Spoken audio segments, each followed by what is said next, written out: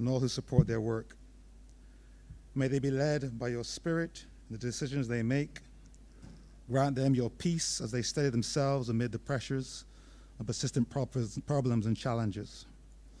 Throughout this day and week, may they do their best for their fellow citizens as they remember the words of our anthem. The Lord has been the people's guide for past 300 years. And with him still on the people's side, we have no doubts or fears. Amen. Say the Lord's Prayer. Our Father, who art in heaven, hallowed be thy name. Thy kingdom come. Thy will be done on earth as it is in heaven. Give us this day our daily bread, and forgive us our trespasses, as we forgive those that trespass against us. And lead us not into temptation, but deliver us from evil. For thine is the kingdom, the power, and the glory, forever and ever. Amen.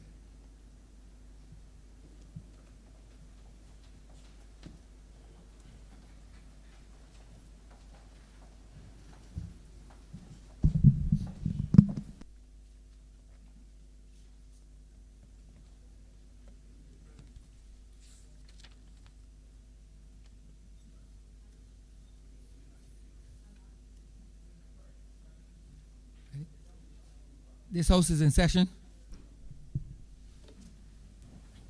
Announcements by Your Honor, the Speaker.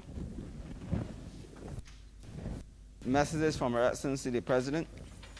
Petitions, papers, government notices, private members' notices, notices of questions, reports from select committees, first readings of bills, statements by ministers, congratulatory and/or obituary speeches, personal explanations, motions for leave of absence, oral replies to questions, notices of motions for the adjournment of the House on matters of urgent public importance. Orders of the day. Honourable Leader, Government Business. Mr. Speaker, I beg to move the suspension of standing orders 6, 16, 18, 20, 42, subsection 5, 43, and 44 for the remainder of today's sitting. The question is that the aforementioned standing orders be suspended for the remainder of the day's sitting. All those honourable members in favour, please say aye. Those against, please say no. We think the ayes have it. The aforementioned standing orders are hereby suspended for the remainder of the day's sitting. Government business, sir. Government business is the order of the day. Order number 4. In the name of the Honourable Minister in the Ministry of Finance and Economic Affairs, the Appropriation Bill 2022. Honourable Leader, Government Business. Mr. Speaker, I beg that Your Honour do now leave the chair and that the House resolve itself into Standing Finance Committee for further consideration of the bill. The question is that the Speaker do now leave the chair and the House resolve itself into Standing Finance Committee. All those honourable members in favour, please say aye. Those against, please say no. We think the ayes have it.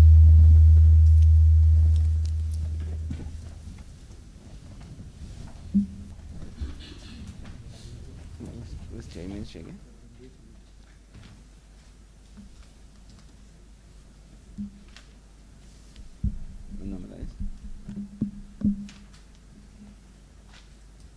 This House is now. Wait.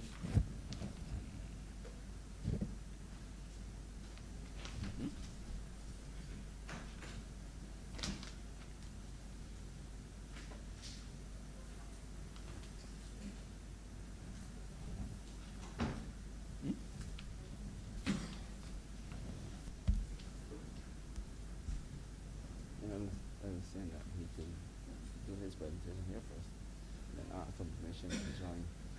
Right? Yeah, I not in all those words, but I.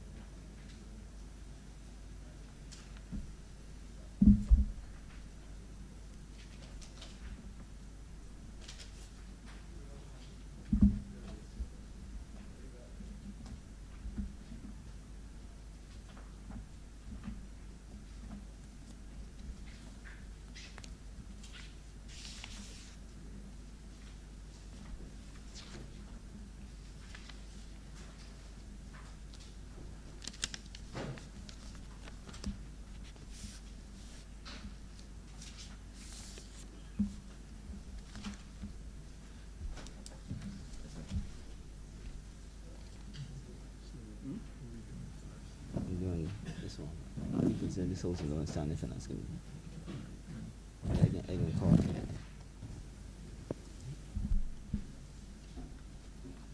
This house is now in standing finance committee.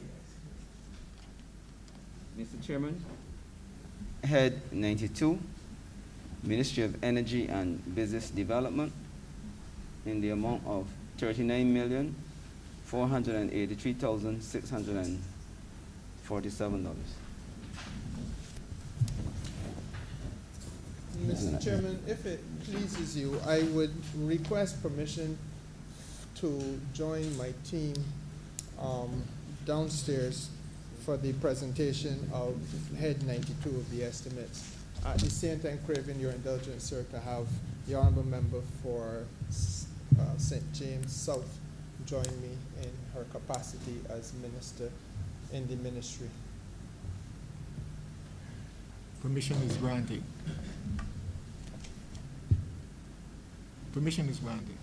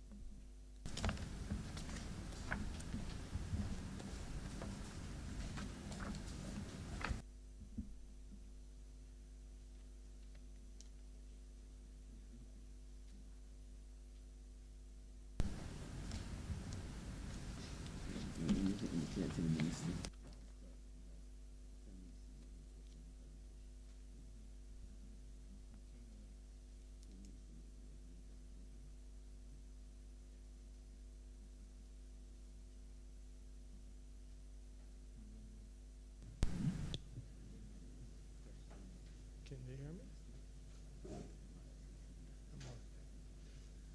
Mr. Chairman, I am not sure if you can hear me, and I would be grateful if you would signal your ability to do so.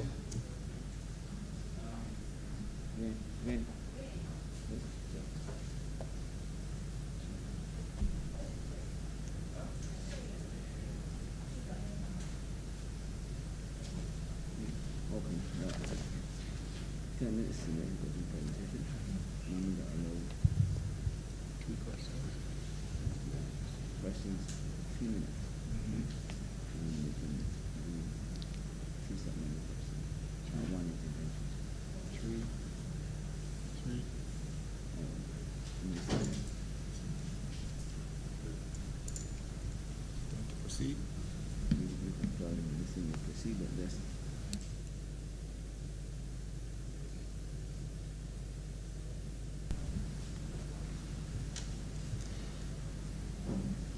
Honourable Minister, you may proceed. Just to remind you that you have 10 minutes to make your opening presentation.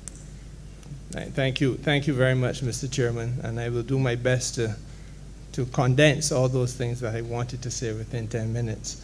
Mr. Chairman, perhaps it is only proper for me to begin by recognizing that this is the first opportunity that I have had since being returned to this place by my constituents to thank them for the reinvestment of confidence in me. And so I begin on this journey during this particular term of office with their blessing, and I recommit myself to on their behalf, continue to fight as diligently as I possibly can for the improvement of the quality of lives of the people of Barbados. As fate would have it, sir, the ministry that I have returned to has been expanded to now include that which was the Ministry of International Business, or the Division of International Business in the ministry as it then was. And so we are now in the Ministry of Energy and Business Development. And we meet at this particular juncture, Mr. Chairman, at a somewhat awkward time in the context of global affairs. And I should perhaps say a few words in that context. As I speak to you, sir, it is common knowledge that eastern Ukraine has been invaded by Russia. Europe sits on the precipice of what may well be the largest land conflict that we have seen since World War II. And the fact of the matter is, sir, that there's a certain geopolitical significance to this development. From our perspective, that significance is not necessarily located within the context of military demonstration of power. But ours, sir, has to be a concern about the diplomacy of development and the agenda of development. And there's obviously going to be an impact on the developmental agenda as it relates to small island developing states, even on this other side of the world. The inventories in Europe are low when it comes to natural gas at the moment. The shortage of supply comparatively of gas in Europe will present a situation in which there is a limited flexibility for them to increase volumes. Equally, oil supplies have been increased by OPEC, the oil-producing economies of the world, in November of last year. And so we are in a state of affairs, sir, where the global scenario is very delicately poised with respect to the prices of energy. As recently as this morning, I would have consulted the prices which are now published globally, and it would suggest that Brent North Sea crude has increased by 3%, and that there was an initial shock with respect to the natural gas prices, but they have subsequently stabilized by about 10 o'clock this morning. The fact of the matter is, sir, that this is obviously a very fluid situation, and we have to continue to monitor it from our perspective. And that perspective is quite clearly that Barbados is an energy importing country. Part of what these estimates are structured to do is to accelerate the process for us to get from being highly dependent on fossil fuels, as we now are, to a point where we use the natural sunshine, the natural wind, in order to drive our energy consumption in our homes and in our offices and our places of public administration and work generally. The fact of the matter is, sir, that what is taking place in Europe will see a major pipeline become a center of influence, the Nord Stream pipeline. Not two, as the paper publishes it, but one is the one of greatest significance to us, because that is the one that is finished and functional. It gives Russia tremendous influence over Eastern and Central Europe, and the flow of natural gas through that sub-sea pipeline, being the longest pipeline that there is in the world going sub-sea. There is 55 million metric, what's the word I'm looking for? 55, yes, of gas flowing through that pipeline. And obviously it creates a certain situation of significance because of Russia's ability to manipulate not only prices, but the economic well-being of countries which are deeply reliant on natural gas in Europe. And the consequential knock-on will be something that we have to monitor carefully. As it now stands, it is not a time for panic. The United States Eastern Seaboard, the Henry Hub prices are showing some stability, and in fact there is a lot of daylight in terms of price differential between what natural gas is sourced at in the United States and what is happening in Europe.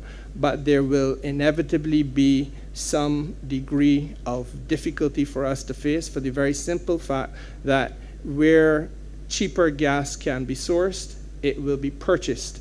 And therefore, small economies like ours, which have a smaller demand for the natural gas, will be less prioritized than the larger economies with a larger demand, because there will simply be a point at which people will go where the money is. And with the best wishes in the world, Barbados's demand does not allow for us to have that kind of impact.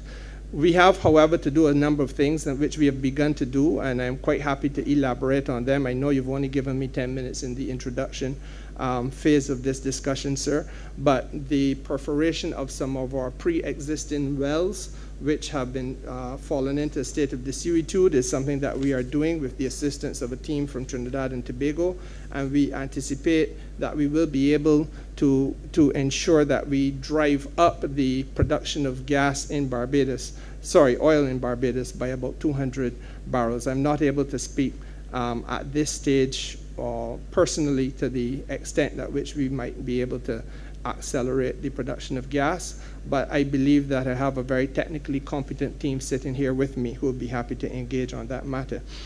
So it is a moment at which we have to be very vigilant about our energy sector, and we have to become very focused, or even more focused than we were before, on accelerating the delivery of renewables and renewable energy licenses, and a lot of work has been done in that regard already.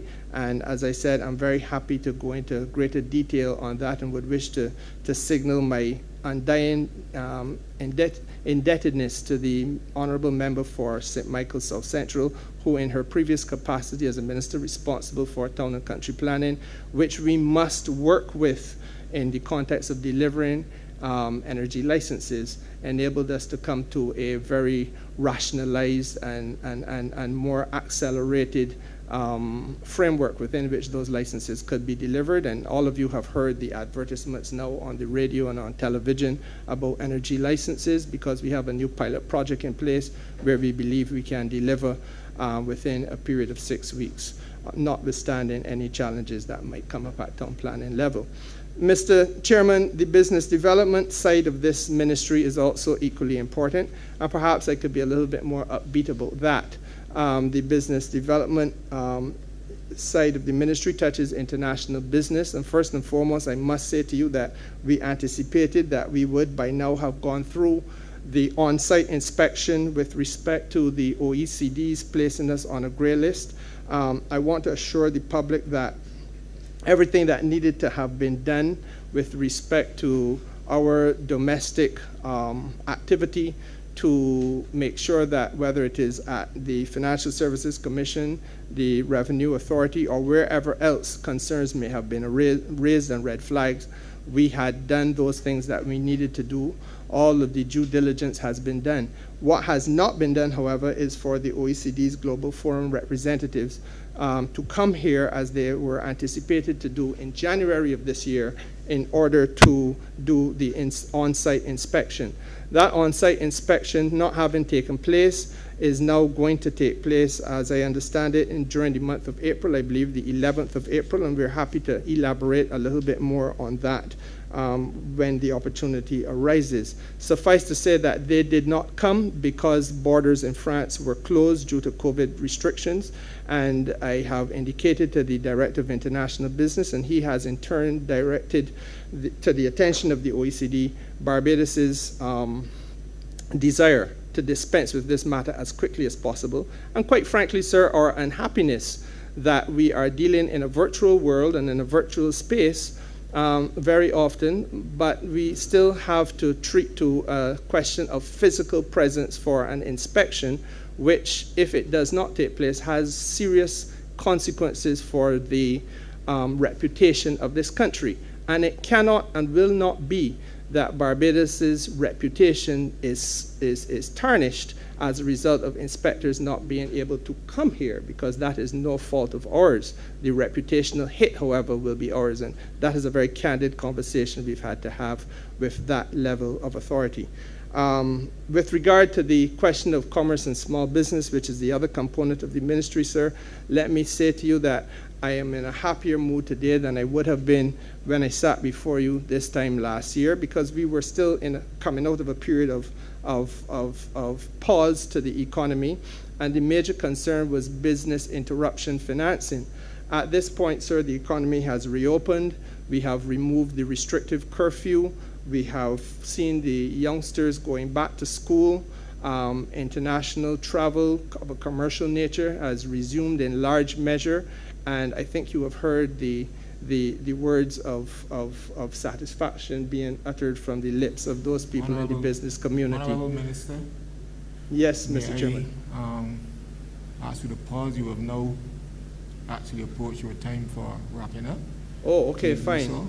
I note it, sir, and thank you. And so therefore, in closing, sir, I would simply say this, that there is much that we would be happy to engage the honourable members of the House on with respect to the vital sector of small business development in Barbados. There are a number of interesting pieces of legislation which have come before this House. The vending bill is one of them. The liquor license regime is another, which are now at a stage where they have to be operationalized. It impacts on every member of Parliament's constituents in a very personal and real way. I've written to you, sir, and to all of our colleagues on the question of vending zones. And I want to say, sir, that with me again is a very competent team of individuals who will be able to walk us through a number of the issues which are related to micro and small business development in Barbados.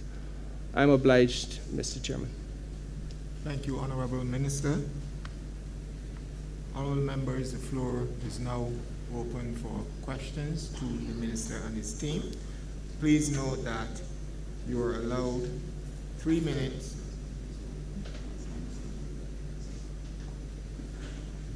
Minister, could you first move that the head stamp park, please? Oh, I beg your pardon, Mr. Chairman. I beg to move that head 92 stamp park. 92? 92.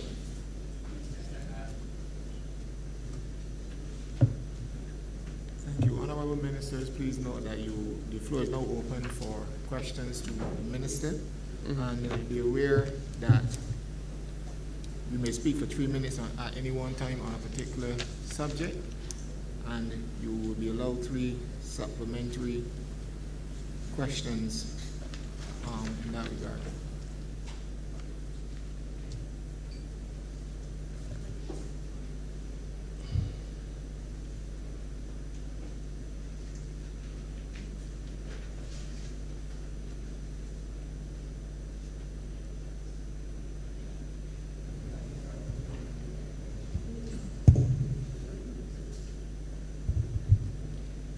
Mr. Chair, I want to thank the Honourable Minister for his introduction, and also to applaud the efforts of the members of his ministry as well for being able to advance the cause not only of business and business development, but also in relation to the government's thrust towards a renewable energy Barbados.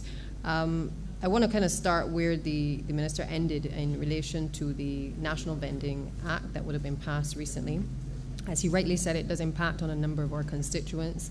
St. Michael's Southeast is no different. There are lots of people who are interested in vending, especially in this environment of the pandemic. Many people have now turned to doing things at home or even going on the road to play their trade. And I would just want the minister to perhaps elaborate, and the team to elaborate on what are the plans specifically, not only to the highways, but also to community vending as well, and the opportunities that will arise from the new vending legislation. I want to thank the Honourable Deputy Prime Minister for the question. The reality is, Mr. Chairman, that the legislation contemplates the creation of vending zones across Barbados. And as I had started to indicate, as you signaled to me that we had come to that point where I could go no further and remain faithful to the rules, the process is now at the execution phase. That execution phase has a number of component parts to it. One of them has been, as I suggested, the need for us to get input from the wide cross-section of Barbadian people. And in this particular case, I have begun by reaching out to the members of Parliament, each and every one of you, with a view to identifying places in your constituencies which you would wish to see as being areas that could be developed in the future as vending zones. Above and beyond that, there are obviously some areas where there is already a proliferation of the vending activity taking place. One of those theaters of activity is along the ABC Highway, and the cabinet paper has now been prepared, which will take to cabinet a set of recommendations for a number of sites where we will now be getting cabinets or seeking to get cabinets blessing formal imprimatur for us to be able to create vending zones along that corridor of the country. That would be a first stop. A second stop then would be for us to have the identified places within the communities of Barbados recommended not only by MPs but also coming out of some of the suggestions that would have been made to us when we had our public consultation in the closing stages of the vending bills being assessed by Parliament. Mr. Chairman, I want to be very frank with you. I see this as an opportunity for us not to go at a minimal level, but on a broad-based level, so that in as many communities as possible in Barbados, we have an appropriate facility, and that we can choose those facilities by broad-based consultation and input, so that we can make sure that this class of business person is no longer discriminated against in any way, shape, or form. It is vitally important, I believe, that we recognize that these people are all working in a manner that earns them an honest day's living, but they very often are working in circumstances that cry out for amelioration and improvement. I am extremely uncomfortable and unhappy as a Barbadian that I live in a 20th century in which we have people whose workplace does not allow them access to running water or bathroom facilities. That has to be improved, and I've signaled that to the House when I piloted the vending bill. Equally, one of the advantages that we now will have is to create vending zones that allow for us to make sure that our vendors are brought into the 21st century so that they can access a sale via the use of the IT technological platforms. I am one of those who, like the minister in the Ministry of Finance, would be happiest when I can go and buy my coconut water and be able to use my cell phone in order to pay for it. And this type of transaction is possible across many parts of the world, but it is not yet possible in Barbados today. And I feel that what we now owe to our people is an obligation to make sure that we allow them to benefit from those business facilitating types of opportunity that will empower them. It is obviously something that we understate, but it is a reality. If I am walking with cash every single day and I have to work from 4-day morning until after sunset in the night, and I'm working by myself, I become a relatively easy target for those people who may be ne'er-do-wells in the society. And you don't want that. You want to make sure that people are able to comfortably do their living, minimize the reliance on cash, but at the same time, make sure that they don't lose sales.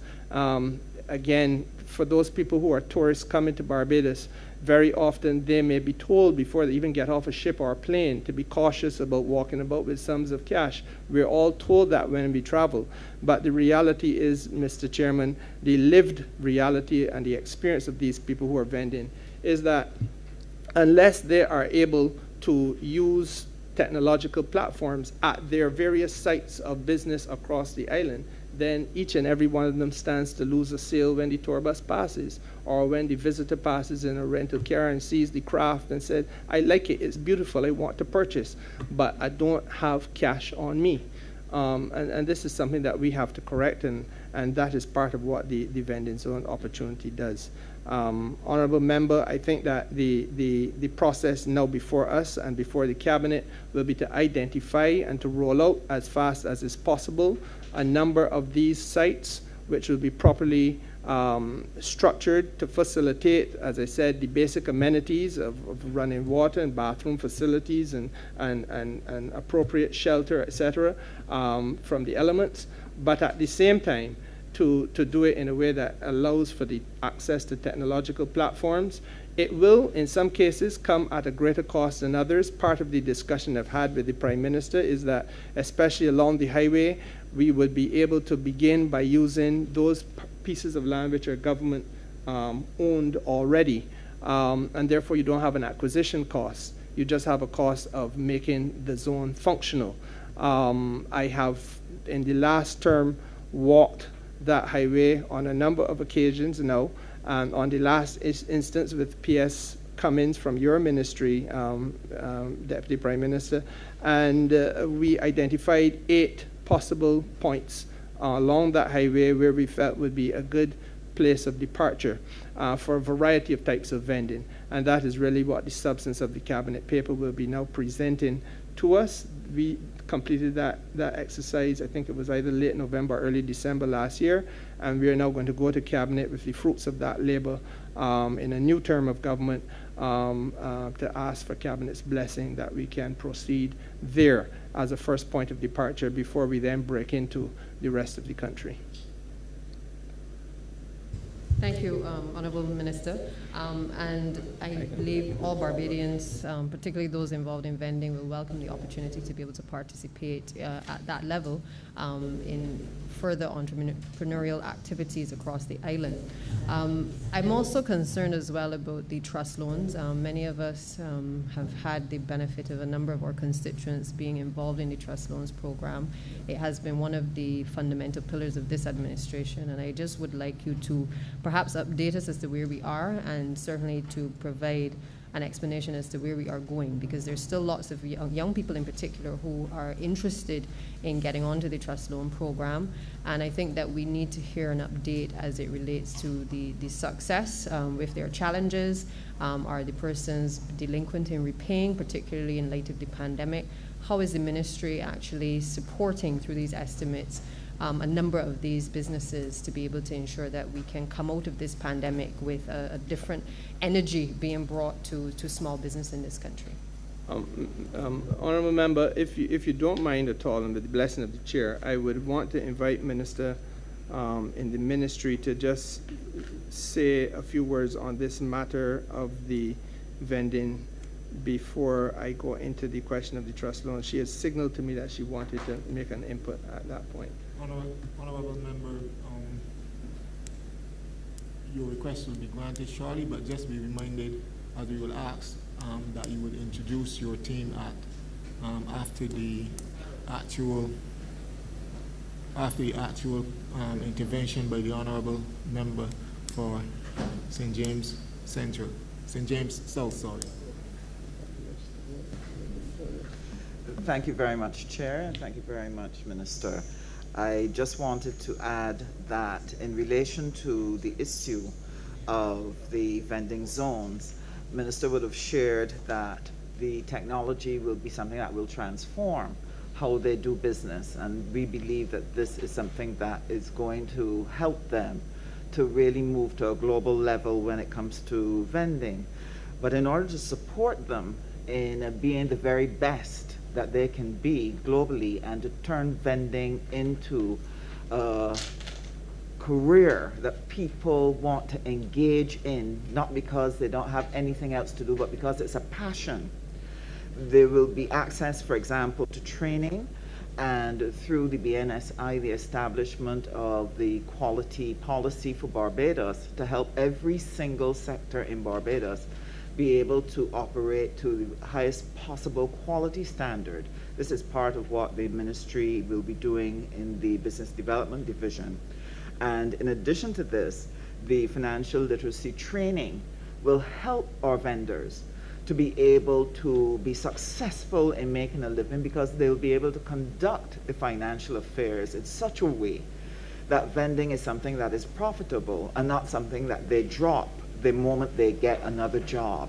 So this is part of the transformation that will be undertaken in the ministry. This is something that the minister, the Honourable member for St. James Central, has been given essential leadership to, and the team is eager and ready to work to bring the transformation, not only to vending, but to small business development right across this country. I'm obliged to, Chair. Mr. Chairman, I am mindful of your request that I introduce the full team. You may not be able to see it, but I think you can know that I see what you can see on screen. There's a significant amount of people here with me, sir. So just so that I make sure that I do not omit anyone, I have asked for the full list to be compiled, and once it is done, then we will be able to present you with the names and the posts held by everybody who is present across the ministry's representation at this point. But in the interim, sir, if you don't mind, I would just go on to answer the question that was put with regard to the Trust Loan Department. And I believe that the CEO of the Trust Loan Department, Mr. Jerry Amos, is present. He does not have a microphone in front of him, but I'm going to ask that someone switches places so as to allow him to have a microphone, that he may expand and elaborate a little bit. While that happens, however, let me just say a few things. The Trust Loan Department has been the victim of some very unfortunate types of slur for political purposes, no doubt, but it has been a success story. And again, we have to be very careful and guarded, in my estimation, about how we, in public life, make glib comments, especially when those comments are born out of a lack of respect for a certain class of the society. Let me be very candid with you, Deputy Prime Minister. I do not believe for a second that the discussion about whether or not people would pay back the money would be raised if a company like Goddard Enterprises was seeking to access the funding. However, when you go to a black man who has little or no collateral, come from a humble village somewhere in Barbados, it seems to be a matter of comfort for some people who have a level of angst in their bosom to be able to cast this type of slur very loosely. What the trust fund history has shown in the last 3.5 years of its existence is that, quite to the contrary, people have borrowed and people have been working hard to pay back, and have in fact been paying back. And not only have they been paying back, but they come back and borrow again in order to broaden the scope and the nature of their enterprise. I have benefited from being taken on tours to some of the businesses, which are really success stories. Yesterday, in one of the planning meetings that I had for this exercise, I was called upon to recall the fact that there is a lady who had a business where she was just doing massages. Today, she is doing massages and making body oils and body lotions, and is part of the tourism sector. South Coast Hotels directing their people to her, and has weathered the tempest of the pandemic, and has people from overseas soliciting her body scrubs and so on, so that they can source them here and have them exported to America or wherever else they come from. This is a reality of the way in which we are seeing a growth trajectory coming from the Trust Loan Fund. The other very interesting thing I've done is to sit down and look, and I quite frankly did this during the election campaign, because as you go from constituency to constituency, it was quite possible to see through the Trust Loan Fund who were the MPs that were agitating for a lot of work to be done on the ground on behalf of their people. And some of you who would have heard me speak would have heard me say this. There are some constituencies where we have had a couple thousand loans, and you have employment generated for a couple thousand people. It is an interesting thing that this has been the pillar upon which poor people have been able to stand and survive in most difficult of times, when we had a pandemic in which large companies were unable to survive, in some cases sending home several people.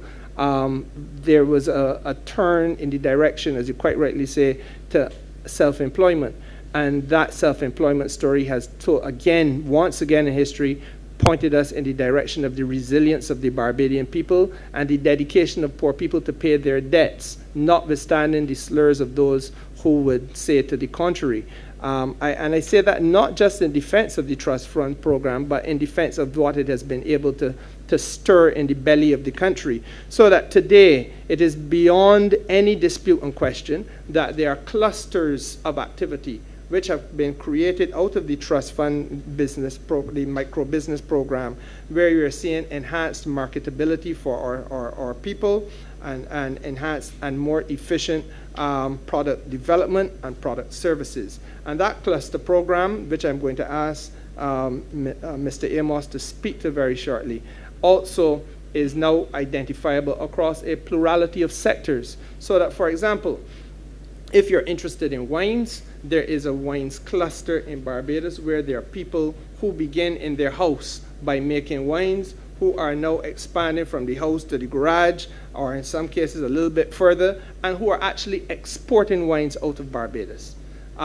Similarly, with tourism type related activities, similarly with agribusiness related activity, there are a number of clusters which have been growing steadily across this country and are being nurtured by deliberate programs of the Trust Fund. Equally, as Minister Husbands just pointed out, there is a component of this which is very developmental, and part of the hand holding that we are dedicated to doing is, by virtue of the funding given in these estimates, we dedicate a portion of that to reinvest in assisting people to better manage their businesses. Part of the better management and understanding and navigation of the challenges and pitfalls of the business environment is the financial literacy program, and it is now impossible to get a loan through the Trust Fund without going through some element of financial literacy training. And that financial literacy training enriches the beneficiary of that training, because they are better skilled in understanding issues which are critical, and which, frankly speaking, if we could get a follow-up question, I'm going to beg somebody to ask us or allow us to talk a little bit about managing debt in Barbados, because dealing with debt is a critical issue. I say this to this country as minister responsible for business development. Our capacity of our people to deal with debt in a realistic and a sensible way is something that, if we are not careful with, it will cripple this society. Managing debt, succession planning. We celebrated yesterday a company which comes from European extraction, Barbadian society. They have come to 100 years, and we laud that. That's what we want. We want businesses to be around for a long period of time. But ask yourselves how many black businesses, how many businesses coming out of an African extraction have been around for that period of time. And I wager that you will be hard-pressed to find any that get up to that 100-degree mark. And the reality is that that cannot be something we are content with. But we will never get there if we don't have our business people being trained in issues such as succession planning. And even before you get there, you have to be able to cost your product and cost your service correctly so that you survive and that you don't price yourself out of the market, or that you don't underprice either, because both of them can be fatal to a business. So there's a lot that is going on by way of the financial literacy training, and as I said, that is an area where I hope we can elaborate further. And equally, I re-emphasize my concern about the issues of debt and the desirability for us to be able to have today a discussion on the matter of dealing with debt. But at this point, Mr. Chairman, I would invite Mr. Jerry Amos to take the floor.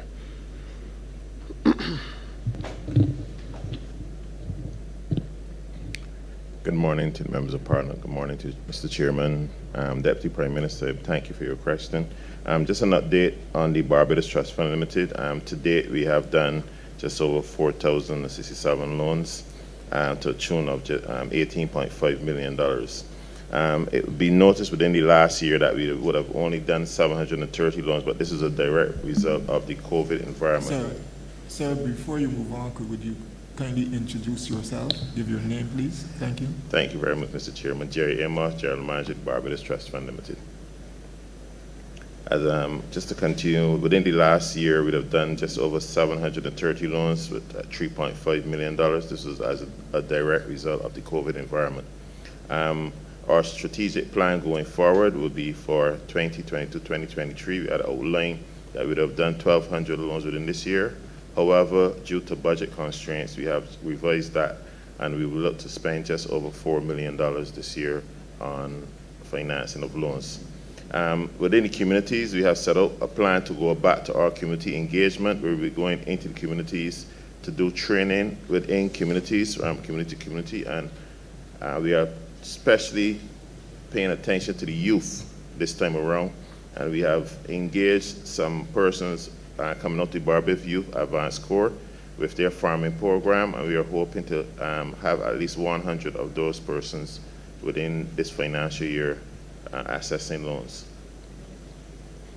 As it relates to the payment of loans, we would have recognized that after February of 2020, there was some downturn in the payments of loans, and that was also because of the impact of COVID. Over the last couple of months, as things has reopened, we realized that payments have steadily improved.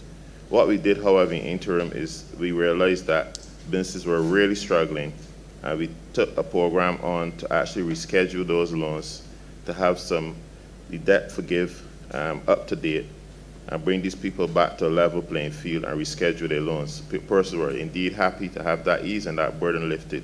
Because mentally, I think that was taking a toll on a number of our clients. As we progress going forward, what we intend to do is have our clusters more active. We recognize that within the last year, we had to cut back on some of our plans because the financing was not there in order to execute. However, we did push ahead strong with our wine cluster, and we were able to get those persons up to par with the standards required, have the labels done, and we were able to get some of our clients into supermarkets throughout Barbados. What we've done is that we have held some pop-ups where we could expose the winemakers, and we are also looking at linkages so we can help these winemakers to actually produce a better product. In the training for the winemakers, we engaged some international winemakers from France and England to actually share some of their ideas with our local winemakers, and that significantly improved their product. Another cluster that we are working hard with is our digital cluster, and we are hoping that the digital cluster is spread across all of our clusters in order to enhance and empower the things that they do. Our labeling, all of our labeling and all of our designs are being done within our digital cluster. And we don't only want to do it for our clients, but we want to spread it across all the micro businesses throughout Barbados as a support arm. In our agriculture sector, again, we have some sessions with our agriculture cluster that was put on hold after we did some initial site visits, and the advent of COVID, we decided that we would just put that one on hold until we could get back out onto the farms to visit the farmers, to get some ideas from the farmers and bring it together. What we are hoping that our digital cluster could put together some software that we could actually keep an inventory of all of the products that we have throughout the farm, our farmers in our portfolio, and then we can actually target markets that we could actually sell to. And we are looking at areas like the school meals department, hospital, and other areas within government that we could have our cluster working through and having sales coming out to those markets. Coming up, we have some events. We try to look for things that we're going to do that will not have significant costs attached to it and allow us then to promote our businesses. It's interested to hear about the vending policy and the vending zones, because we have a plan in place that we'll actually have some routes through the island that we want to engage the tourism market with, where we would actually plan some tours to take the tour buses, taxis, hired cars throughout these routes, and we have our clients placed at strategic positions so we can make stops at points of interest and have some sales generated. What we do recognize, however, is that when a tourist lands to Barbados, that tourist at the time may not necessarily purchase a product, but that tourist may have a need to purchase that product. So what we have done is that we have worked with one of our clients with, it's called Omniverse, it's an Amazon-like portal, and we will have our clients on that portal. So when the tourists go back to their location, they can still order a product from off that portal. Working with that, we also intend to work with UPS so we can have a shipping agreement, and we are looking to work with a local company here in Barbados, but with ties to Nigeria and New York, to have a mobile wallet in place so that persons can do cross-border activities. Thank you very much. Thank you, General Manager. Mr. Chairman, I have compiled that list for you. It reads as follows. Francine Blackman, Permanent Secretary, Acting Ministry of, or Division of Business Development and Commerce. Permanent Secretary, Andrew Gittins, Division of Energy. Permanent Secretary, Acting Jennifer Hunt, Division of International Business. Mr. Bertram Johnson, Director, Acting Commerce Consumer Affairs. Ms. Tamisha Rochester, Registrar, Acting Corporate Affairs Intellectual Property Office. Mr. Anderson Cumberbatch, Chief Business Development Officer. Kevin Hunt, Director of International Business. Mr. James Brown, CEO, National Oil Company Limited. Mrs. Esther Springer, Supervisor of Insolvency. Mr. Jamar White, Director of Natural Resources in the Ministry of Energy. Michelle Smith, General Manager, Acting in National Petroleum Corporation. Jazeel Wilcher, Assistant Accountant, Ministry of Energy. Rosalind Griffith, Project Officer, Ministry of Energy. Ron Blaze, Project Accountant, Ministry of Energy. Sanjean Watkins Diang, Deputy Director, International Business Acting. Esther Lord Graham, General Manager, Fund Access. Marsha Atherley Akichi, CEO, Acting of the Fair Trade Commission. And Mr. Hayden Ryan, Director of the Barbados National Standards Institute. You just heard from Mr. Jerry Amos, who is the General Manager of the Barbados Trust Fund Limited. Minister, thank you very much, and thank you to Mr. Amos for the update. I'm going to let the others, who I see there are a few others know with questions, so I'm going to pass over to them to get the ball going. Thank you very much. Honourable Member for St. Michael South.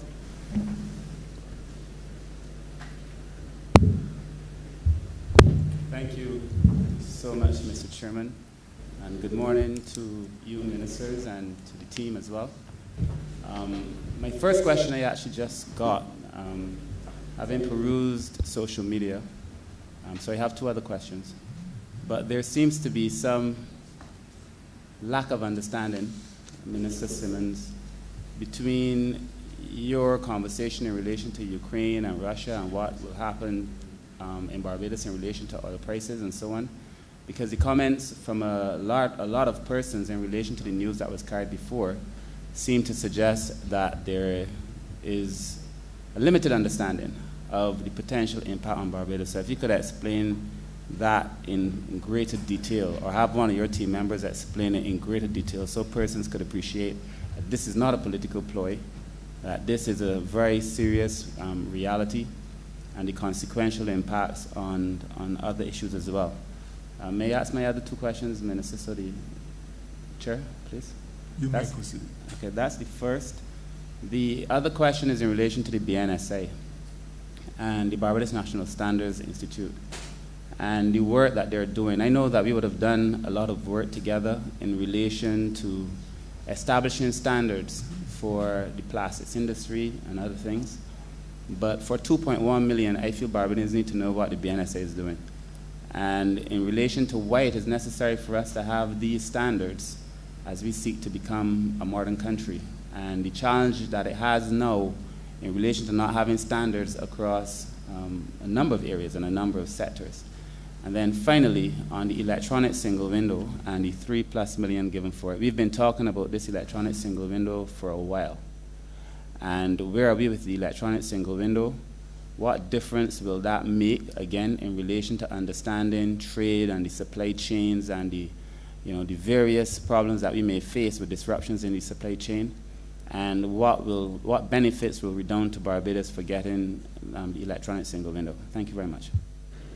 Thank you very much, Minister. And perhaps I could begin with the first question. I can only say that which I've said before. We are an energy importing country at the moment. The reason why we have a 2030 target set, which is by most people's calculations a very ambitious target, but it is a real issue for us to move this country from a state of complete reliance on the importation of fossil fuels to a state when we can run our homes, our businesses, etc., our industry by renewable energy. The logic behind that, I think, is or should be very clear. Whenever there is a noise that breaks out, traditionally, in the context of an energy discussion, it is a noise that occurs somewhere in the Persian Gulf. It has nothing to do with Barbados. But the reality is that it has everything to do with the prices of the product that Barbados must source on the open market. In this particular instance, the Ukraine is on the other end of the other side of the earth, as is Russia. But the consequences will be felt here and right across the Caribbean.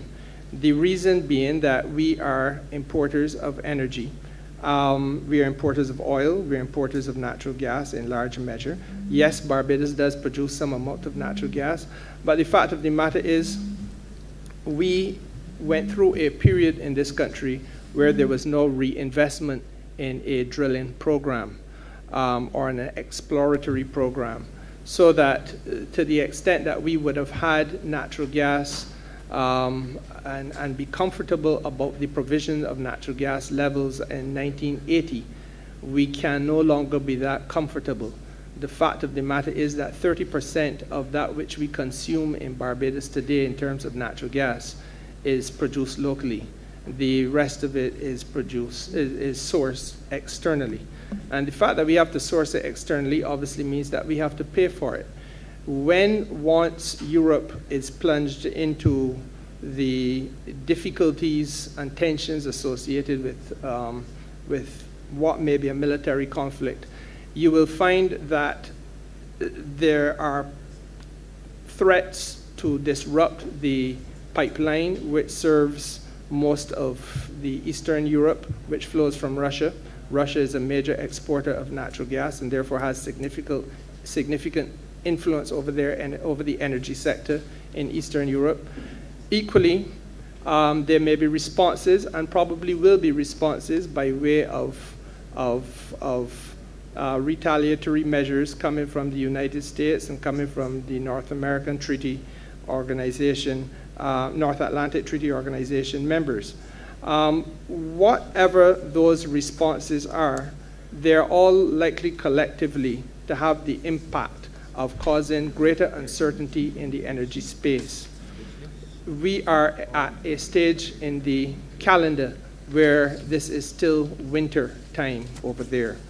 And in winter time, those folks need to burn more gas because they need to keep themselves warm. So there's a tremendous demand for an entity that is, first of all, limited in supply at this particular moment because production levels globally are not very high.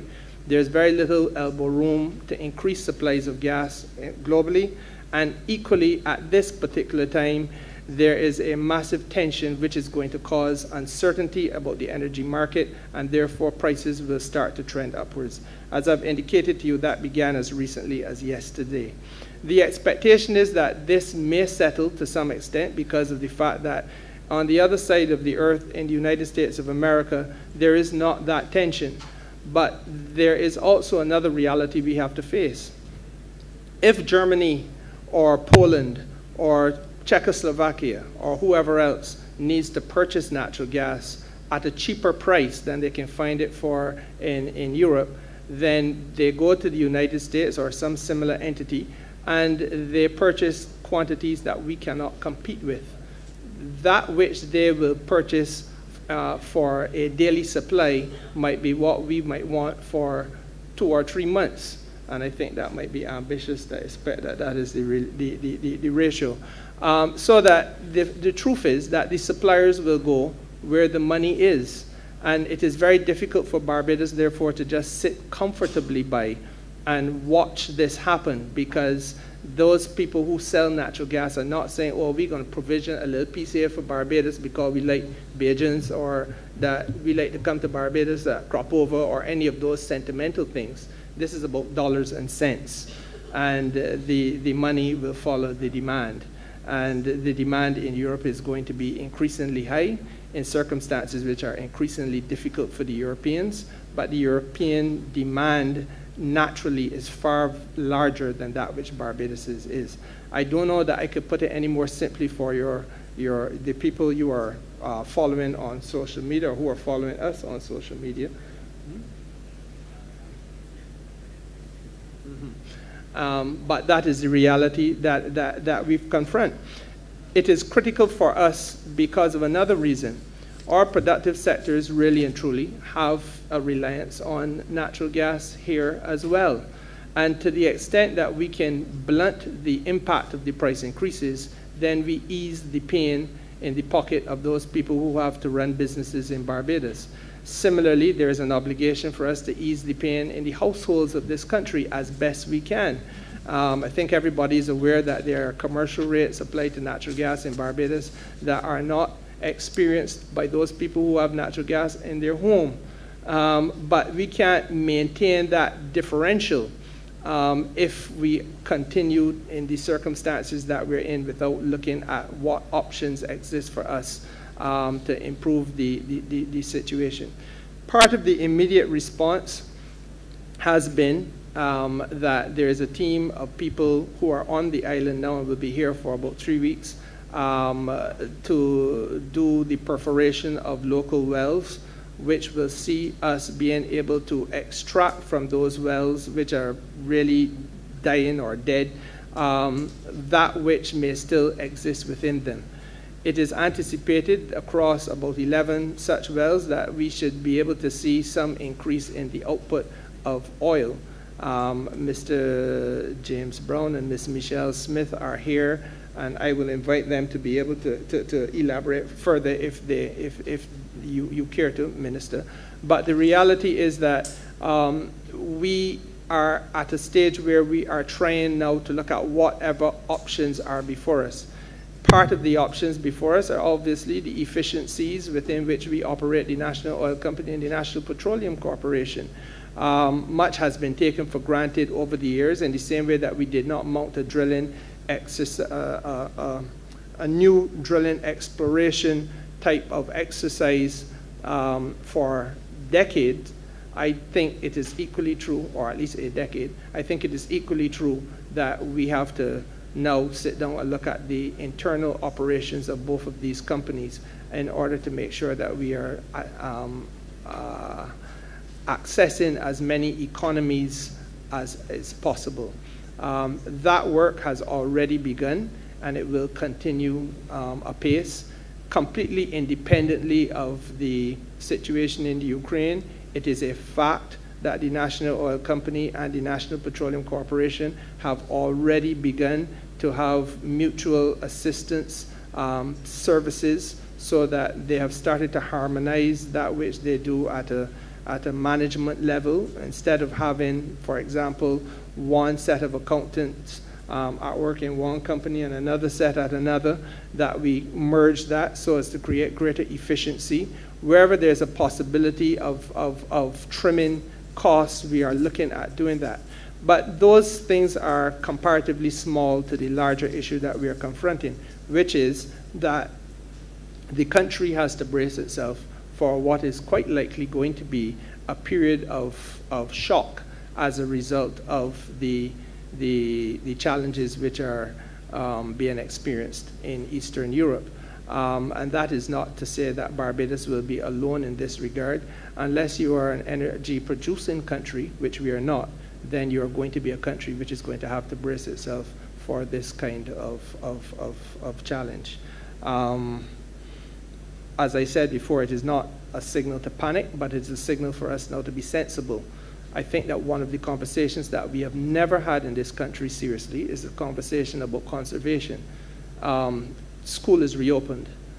Children are now going back to school.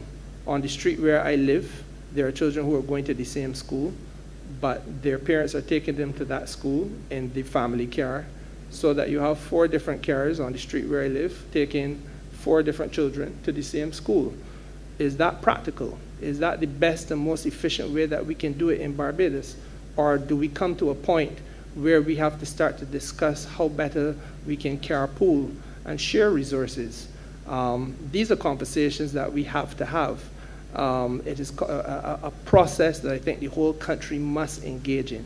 Yes, it is a difficult thing to have that conversation at the same time as you're saying to your next door neighbor that you have to be 3 feet from them and wear a mask when you're around them, and all the other things that the pandemic has foisted upon us. But believe you me, carpooling is taking place in other parts of the world in spite of there being a pandemic too. And it is really a question of Barbados now accepting that we, yes, are a beautiful island state, but we do not live in splendid isolation from the realities of the rest of the world. I don't know, Minister, if I need to go any more deeply into that, but if I do, please feel free to signal, and I will have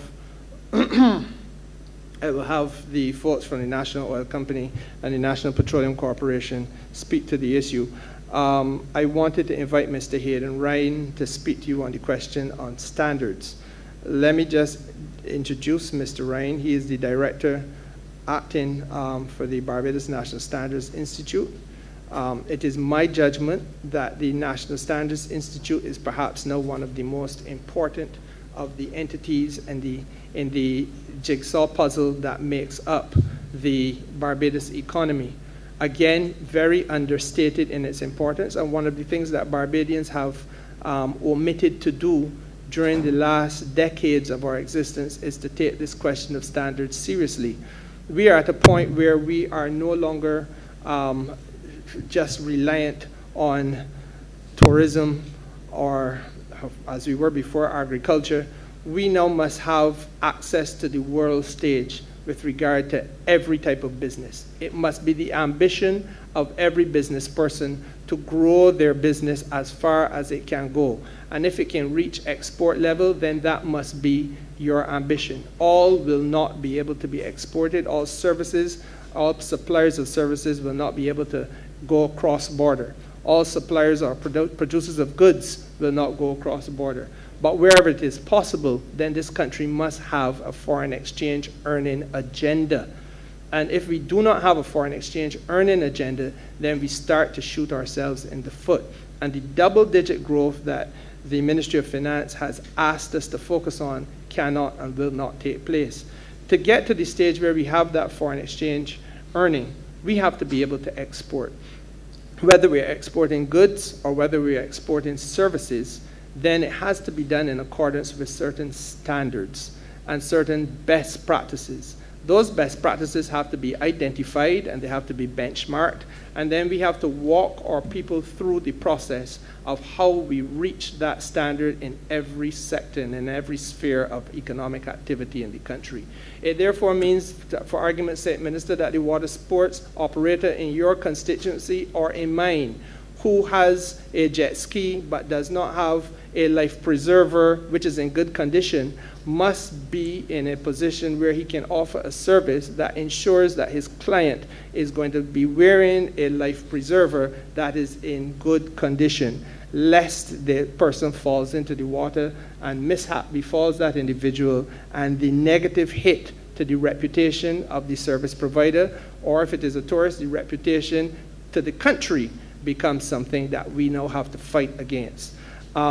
In similar vein, those people who are multi-million-dollar contractors who are building large highways must do it in accordance with best practices and specifications.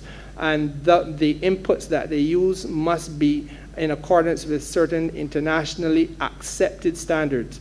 And the BNSI must be at the centerpiece of helping us to flesh out all of these standards. Now, I want to be very frank with this House. A cost accounting approach to the way in which we budget on an issue which is as fundamental to our development as this cannot be the way of the future. There is much that the BNSI needs to do in order to get its house in order. I will grant you that. But equally, there's much that the BNSI has the potential to do and alone in this country has the capacity to do that we need to make sure it can do if it is that we are going to be able to get to the level of foreign exchange earning capacity in multiple areas of activity that we are trying to get to. And it therefore means that there has to be an engagement about building out a quality infrastructure. When I say quality infrastructure, I'm talking about standards across the board, and that quality infrastructure is something that every practitioner of commercial activity in Barbados understands how he or she fits into. I will say this, and I hope that the message becomes very clear. When I became minister, Mr. Hayden Ryan sat down with me to give me the briefing, and that was just over a year ago. And I discovered then that the BNSI had approximately 40 active clients. At the same time, I was very mindful of the fact that I had received a briefing from the small business unit in my ministry, which tells me that they have about 9,000 to 10,000 small businesses active in Barbados. How then does an entity which is as fundamental to building out our export platform have only 40 clients? It means that there is a gulf in terms of contact and in terms of the influence that the BNSI must exercise over this economy's future and those businesses which are operating within the economy. And that gulf has to be bridged. And in my judgment, I must speak to the country as a business development minister should speak. If we are going to be successful, then the best practices have to be identified, and we have to lift our game irrespective of who you are, where you are, what you're doing. You have to lift your game because it is the only way that we are going to be competitive. Even if you're not exporting your service or your good, the truth of the matter is people are buying your service and buying your goods, and those people are not necessarily only Barbadian. They may be from next door in Trinidad and Tobago. They may be from outside of Barbados who come here as a visitor. But the visitor's experience is something that says a lot about the country. So if the visitor comes here and spends his or her money and gets a raw deal, that visit has a takeaway, which is very negative. If the Barbadian feels that he's getting a raw deal when he does business with you, then that negative experience ultimately leads to your doors being closed because more and more of the negative publicity hurts the business's chance of survival. So this standards thing is a very real issue, and I think it has long been understated, and the time has really come when, if we are going to be part of the big game, if we're going to seriously now make a lived reality out of the efforts that we have made for connecting Barbados to the African continent, if we're going to make a lived reality out of connecting Barbados to the Saudi Arabia capital, if we are going to make a lived reality out of all the treaties that we've set up between Barbados and Latin America, which are supposed to be commercially oriented trade in goods and trade in services treaties, but which are very underutilized. If you're going to really transform this now into money-making activity for our people, then our people have to be introduced to the best practices in every sphere of activity, and they must be encouraged and assisted to rise to that level. And with that sharing of my thinking on the matter, I would ask Mr. Ryan, please, to treat to the issue. Thank you, Minister. Good morning, Mr. Chairman. Good morning, ministers and colleagues. And I'd like to thank my minister for quite a passionate introduction to the importance of the work that we do. But in addition, Hayden Rind, Acting Director of the Barbados National Standards Institution. So in addition to the protection of consumers, which the Barbados National Standards Institution has as one of its main priorities, we're also focused on the facilitation of trade, as well as increasing the competitiveness, as Minister spoke on, for businesses and for industry. Now, it's no secret that Barbados has high costs of inputs. We have relatively high labor costs.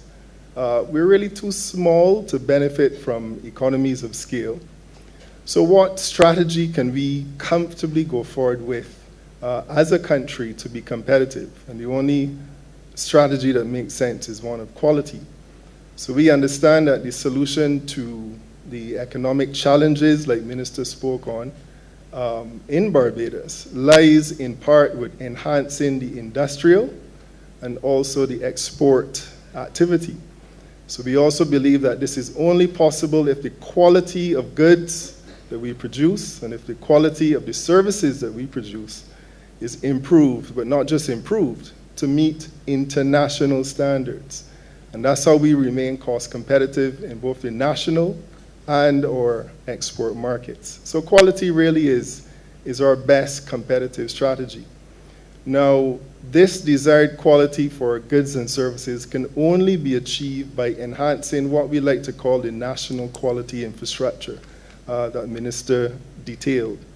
BNSI, we are one of the key agencies for facilitating the development of this national quality infrastructure.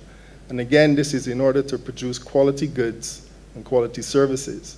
So a little more of the intimacy of BNSI as it relates to the national quality infrastructure. We develop standards, and that's one that everyone is aware of. We develop the standards, the priority standards for the country are identified. What standards can offer real solutions to some of the problems or some of the challenges that we're facing.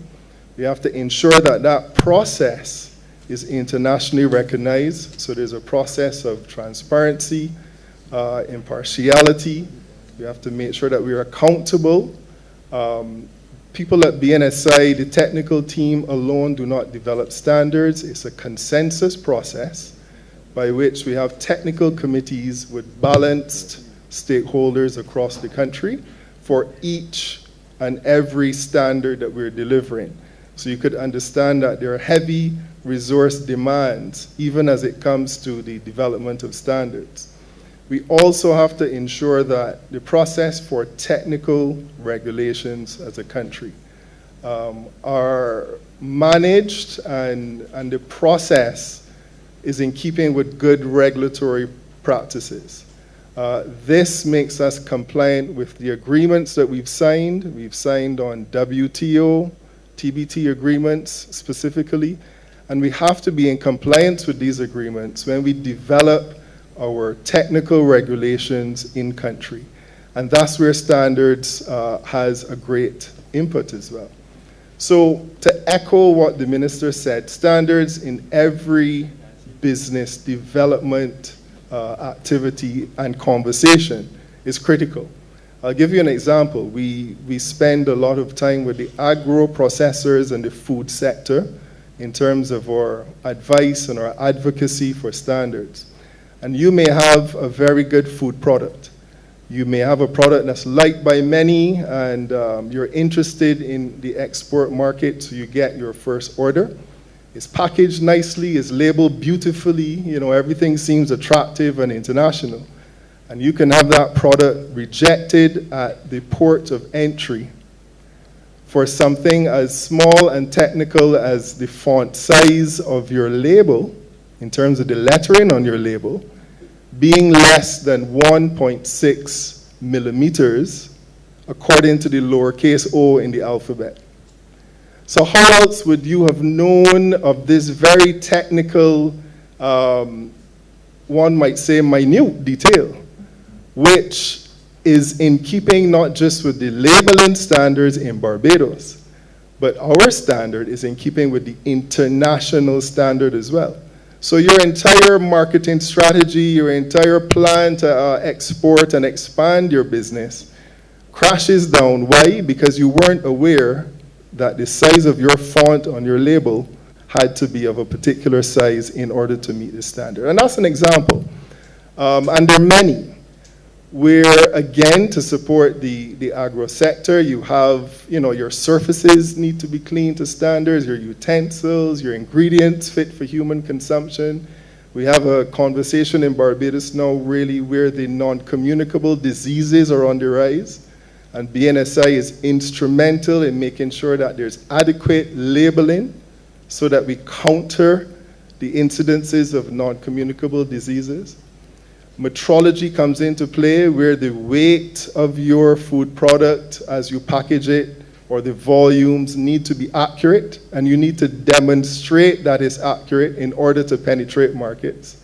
So really every entrepreneur, every small or micro business, every established business needs to have a quality management system in place, as small as it may be or as exhaustive as it may be, which is guided by standards and in keeping with international standards.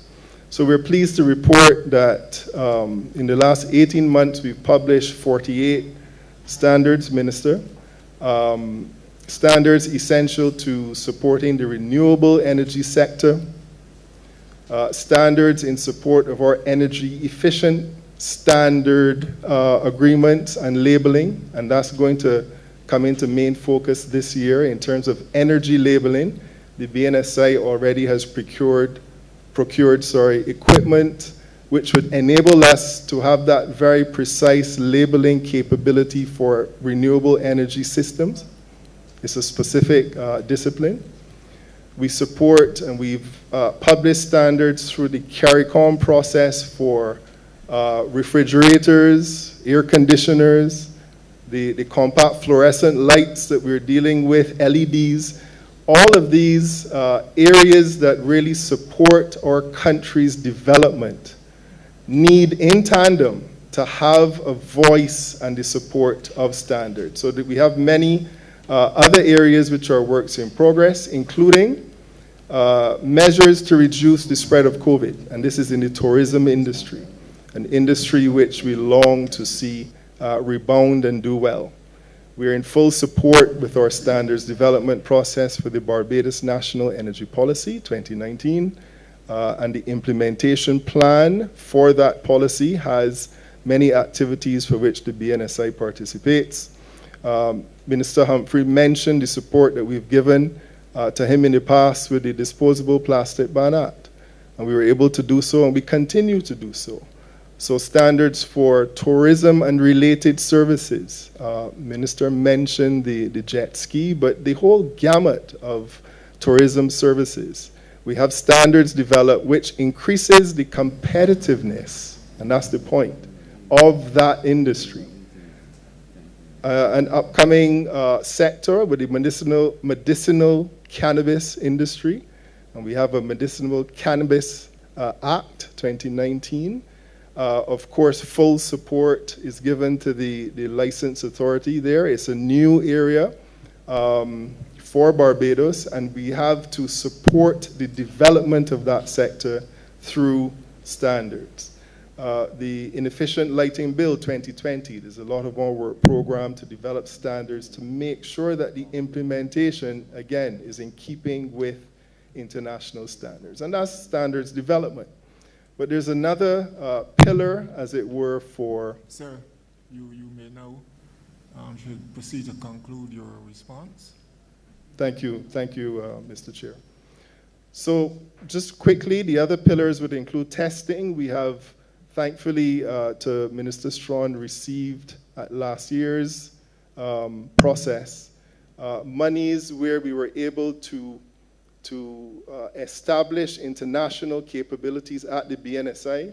If you're building and you're doing a small building project, a home, it could be a large project, you can bring your blocks to us to make sure that they're according to international standards and the strength are such that you have quality products. And you can't tell strength by just looking at material. But we've now procured very expensive equipment to make sure that across all sectors, we are at least at the basic level, providing that support. Now, the conversation about funding, I had a look at the international standards report for economic growth as it relates to standards. And it was interesting to see that Canada did research to show that their GDP grew by 17.4% because of the implementation across Canada with standards. Similarly, UK 28.4%, France 23.8%. Thank you, Mr. Ryan. You have exceeded your time allotted. Thank you, sir. Thank you, Minister. Well, thank you, Chair. That was an extremely thorough, though unfinished, response. But the third question was in relation to the single window, and I don't want that to be missed, please. No, Minister, I wanted to treat to the question of the electronic single window as well. The electronic single window obviously is part of the World Trade Organization's facilitation of trade agreement, focusing on the harmonization and facilitation of international trade. The specifics of the electronic single window, as it is now housed in and will be operationalized through the ministry, I'm going to ask the Permanent Secretary to speak to, as it is one of the special projects, if you will, which the ministry is implementing. P.S. Blackman. Thank you, Minister. And thank you, Minister Humphrey, for the question on the single window.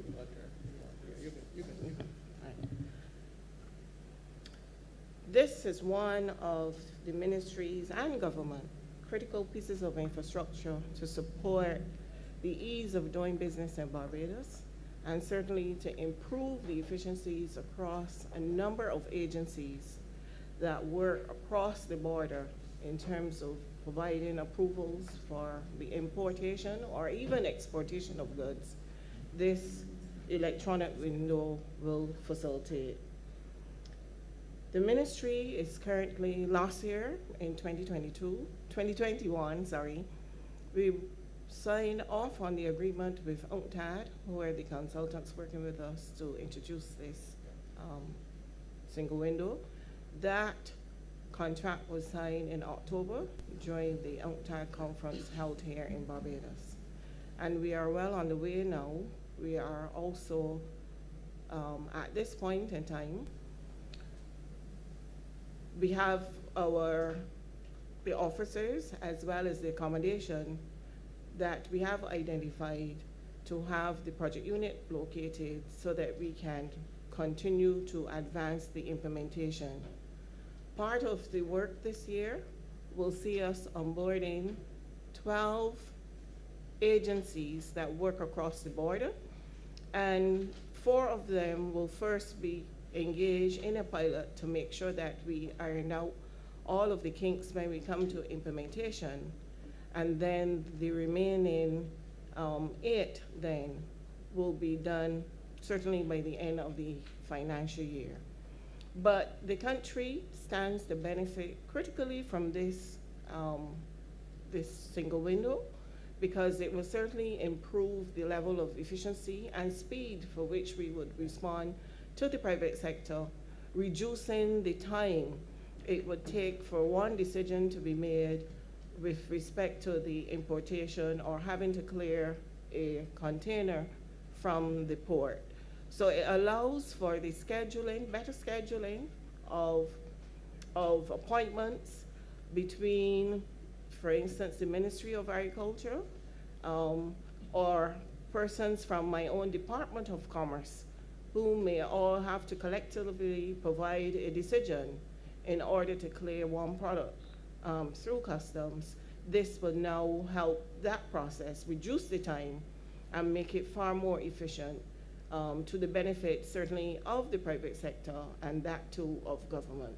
So this really would improve to a very large degree the way how we operate and doing business with government, which we are all eager, certainly in the private sector, is quite eager to see this completed. Thank you.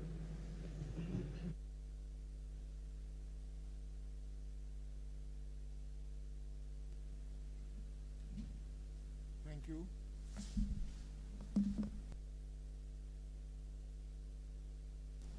Thank you. Before we proceed to the Honourable Member for St. Michael South Central, just let me give you a gentle reminder. The Minister has 5 minutes to respond to any question that is posed.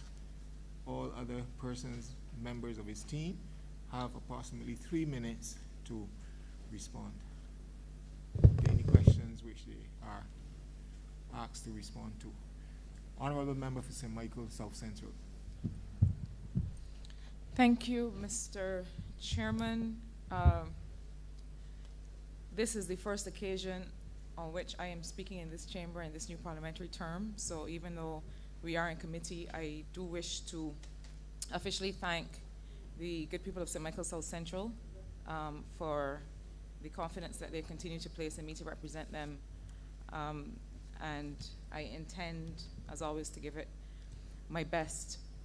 I want to start, I have 3 questions to put to the Honourable Minister and his team. This ministry is fundamental. It is a bread and butter ministry for growth in this country. No pressure, Minister, but there are big expectations here. Let me first start with what you mentioned in your opening, the energy licensing process, and I thank you for acknowledging our partnership in that work, and I see that it is already bearing fruit, so I offer you and your team congratulations on that, and I expect that we'll see it reflected in the growth numbers as we come forward.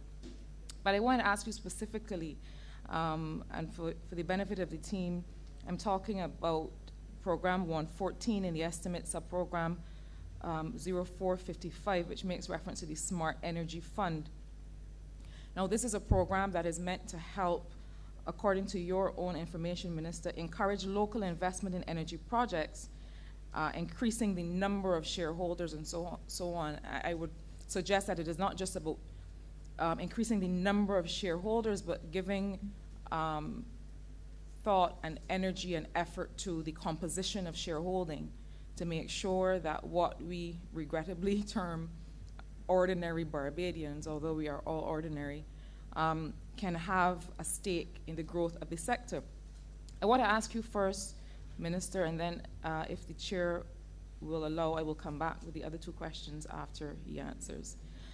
What is the actual scope for local ownership in this sector? I recall that there's meant to be a benchmark that says each new project must reflect 30% local, I believe it was actually local or CARICOM ownership. I want to know to what extent the Smart Energy Fund or any other program in these estimates is really making an effort to go beyond the actual licensing process and getting it through in 6 weeks, but also to making sure that it does not, this work does not just continue to concentrate wealth in the hands of those who already have. This is one of the areas for economic enfranchisement. And I understand that we are looking at having people have solar PVs on their roofs and having passive income in that way, but how are we going beyond that to make sure that Barbadians are investing in this sector in a way that is meaningful? Thank you for the question, Honourable Member. I think that you are directing our attention to a very important matter. Yes, you are right. The intention is that we would have at a minimum, a 30% participation in the broad allocation of licenses. The methodology of our doing so is something that has to unfold, I suppose. A more dedicated approach has to unfold over the passage of time. You are well aware that the Prime Minister would have indicated a preference that we would be earmarking certain areas of activity for investment participation on behalf of certain government agencies, for example, the Waterworks Department. Then we have regional institutions like the University of the West Indies. We would have been thinking along the lines of trying to lift off of the government's back, for want of a better way of putting it, off the government's central budget, the burden of carrying the energy-related aspect of that which is transpiring. But there has to be, beyond that, a way in which we better engage the average Barbadian, as we put it, in terms of buying into and investing in the energy sector. Now, as I said to you, this I think is going to evolve over a period of time. One of the ways that it has started to evolve is the way that we are seeing now with respect to housing developments, where houses which are being built not by everybody, but by certain agencies in Barbados, are coming with an arrangement that allows for solar PV to be part of the way that the house pays for not only its energy, but pays for itself. I believe that as we go forward, especially once we have the battery and storage policy settled, and part of the challenge that we are facing right now is that you're talking to me at a time when we're still, to some extent, in a state of transformation.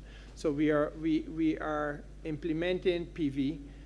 We have begun to identify places where offshore wind could work, and at least one or two locations onshore where it could potentially work without causing undue disruption to Barbadian community. But we have not yet settled the critical, and in my view, the most important aspect of this process, which is the battery storage aspect. And in the battery storage aspect, we will have much smaller, if you want, for want of a better way of putting it, much smaller generation space required, because a battery can be the size of the table I'm at here right now. But therefore, you do not need to have as much land usage. But critical to the investment in the battery storage sector will be participation by a wide swath of the Barbadian community.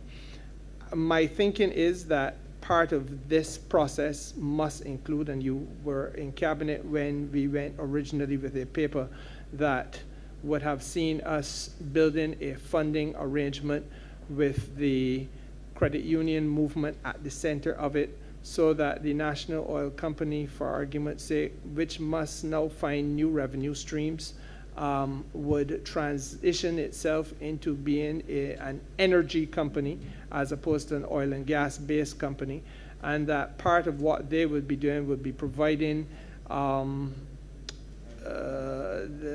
PV to that segment of the Barbadian society, which has traditionally been overlooked in this business. Much of the initial effort for photovoltaics in Barbados has gone in the direction of the upper middle class and the upper class of this country. Not so for the people in your constituency in Carrington Village, for example, Honourable Member.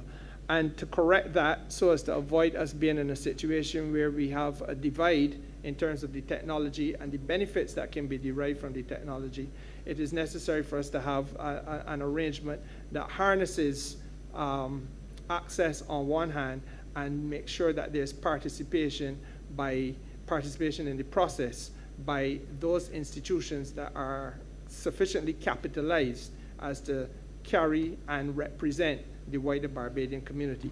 My feeling is that the credit union movement is one such institution, and in that regard, it is enshrined now in the manifesto of the government that we will be building that partnership between the credit union movement and entities which are involved in the installation, so that the working class community of Barbados will be able to access low-income loans, or low-income communities will be able to access low-interest loans, so that they will be in a position to invest in the photovoltaics. Beyond that, there are other areas where I think we have to also harness the activity and the participation. I am able to say to you that not just the credit union movement, but the labor movement has also expressed an interest. There is a project which is going on at Mangrove where the Barbados Workers Union has an interest in a significant investment. And again, they would be coming to the table representing, as they do, the labor movement, or a substantial part of the labor movement in Barbados. Again, we have seen a number of churches, for argument's sake, being involved in the process, seeking and obtaining licenses for the investment.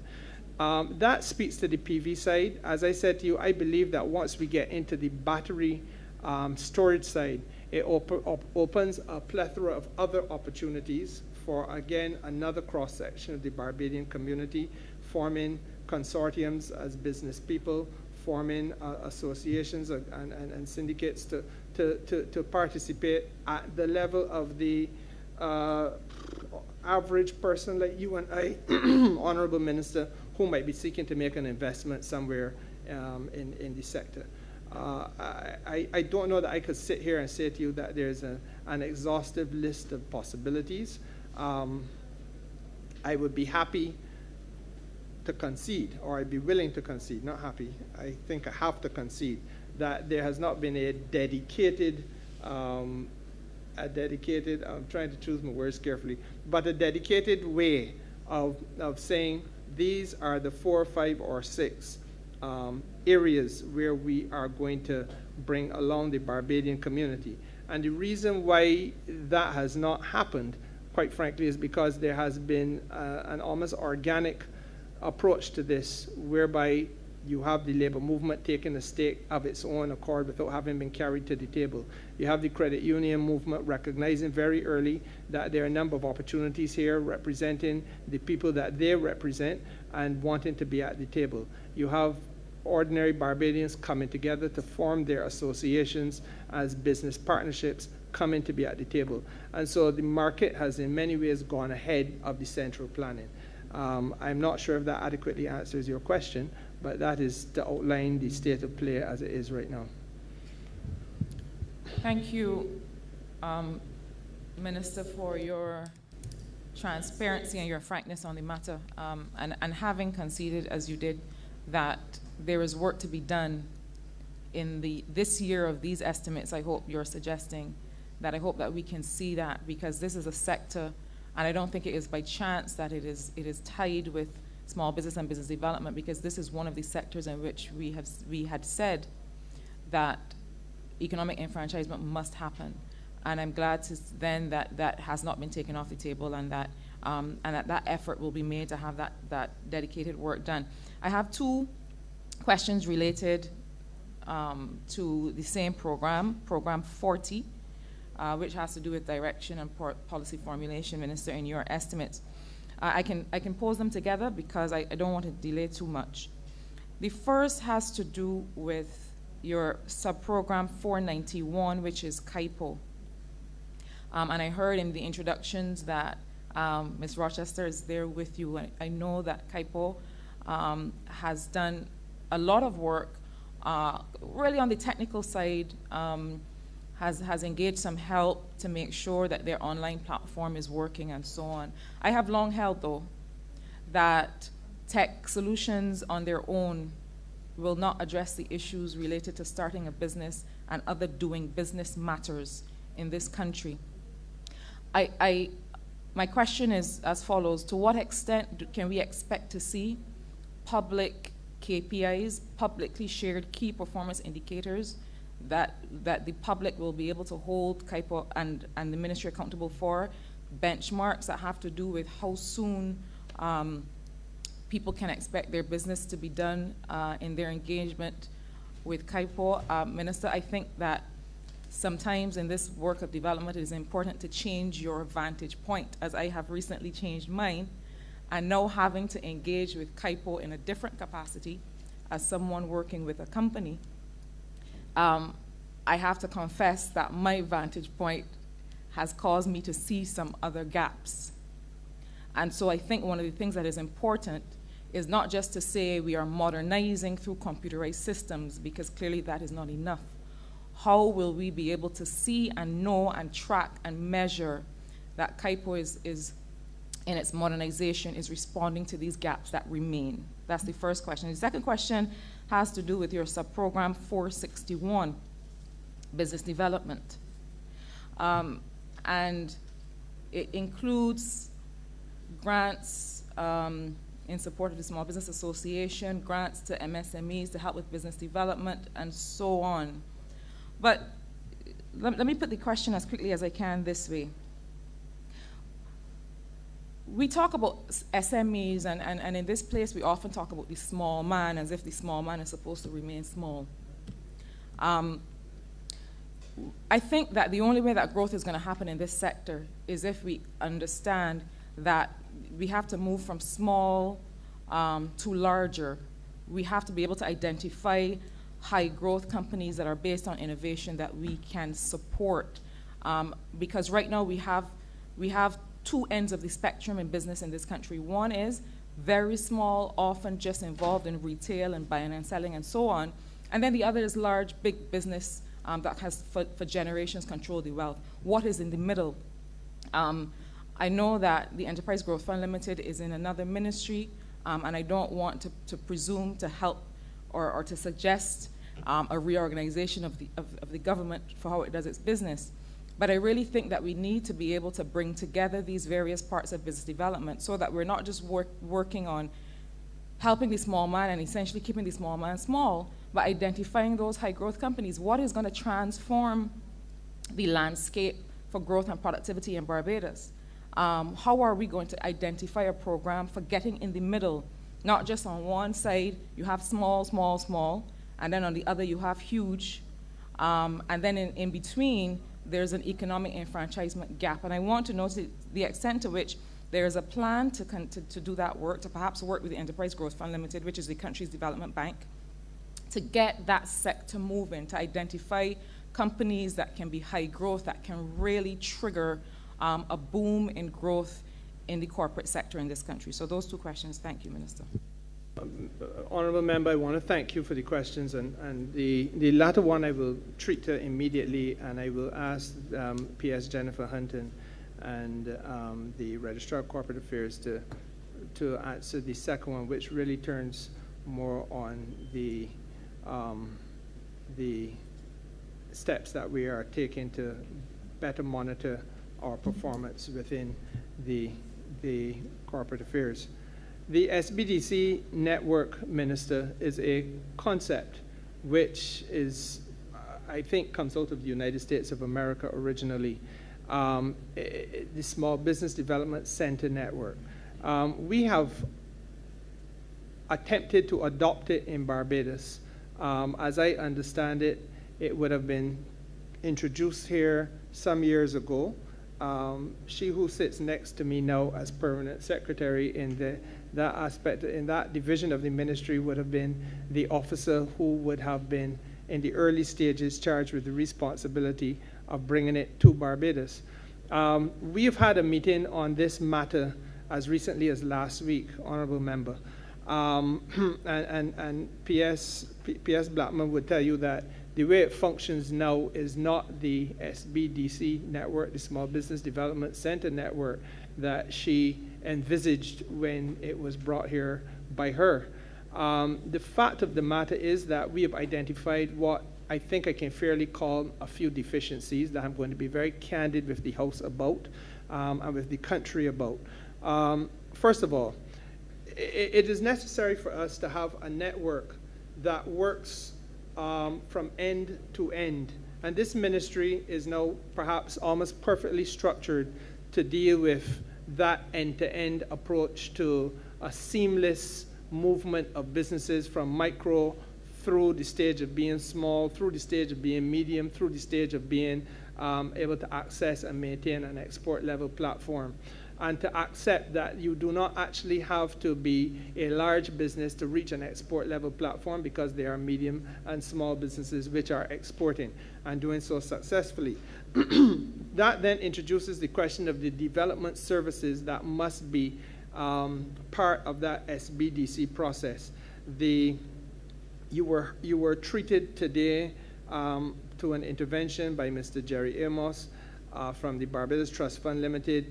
That Trust Fund Limited provides a set of business development services. Equally, Fund Access, which is more catered towards a medium-sized type of loan facility, also offers a number of business development services. And I use that phrase, business development services, to generally try to capture, for those who are hearing me, the concept of what some just loosely call hand-holding. You want to make sure that the business person or persons, and in the case of micro businesses and small businesses especially, this is very important. You want to make sure that the persons who are running the business have the time to do that, that the marketing that needs to be done in order to understand how their segment of the market is performing, assess how competitors are performing against them, understand how they may better structure a marketing plan or marketing program to better penetrate the market that they're in, that there is somebody who is acting in a consultative capacity to help guide them through those waters. Equally, there may be many people who are in small micro businesses that have issues of a legal or tax or whatever type, and they need to have professional services to guide them through those waters. There may be legal services, accounting services, as I said before, marketing, and quite frankly, even human resource management type assistance. So those are the kind of business development services that have to be offered.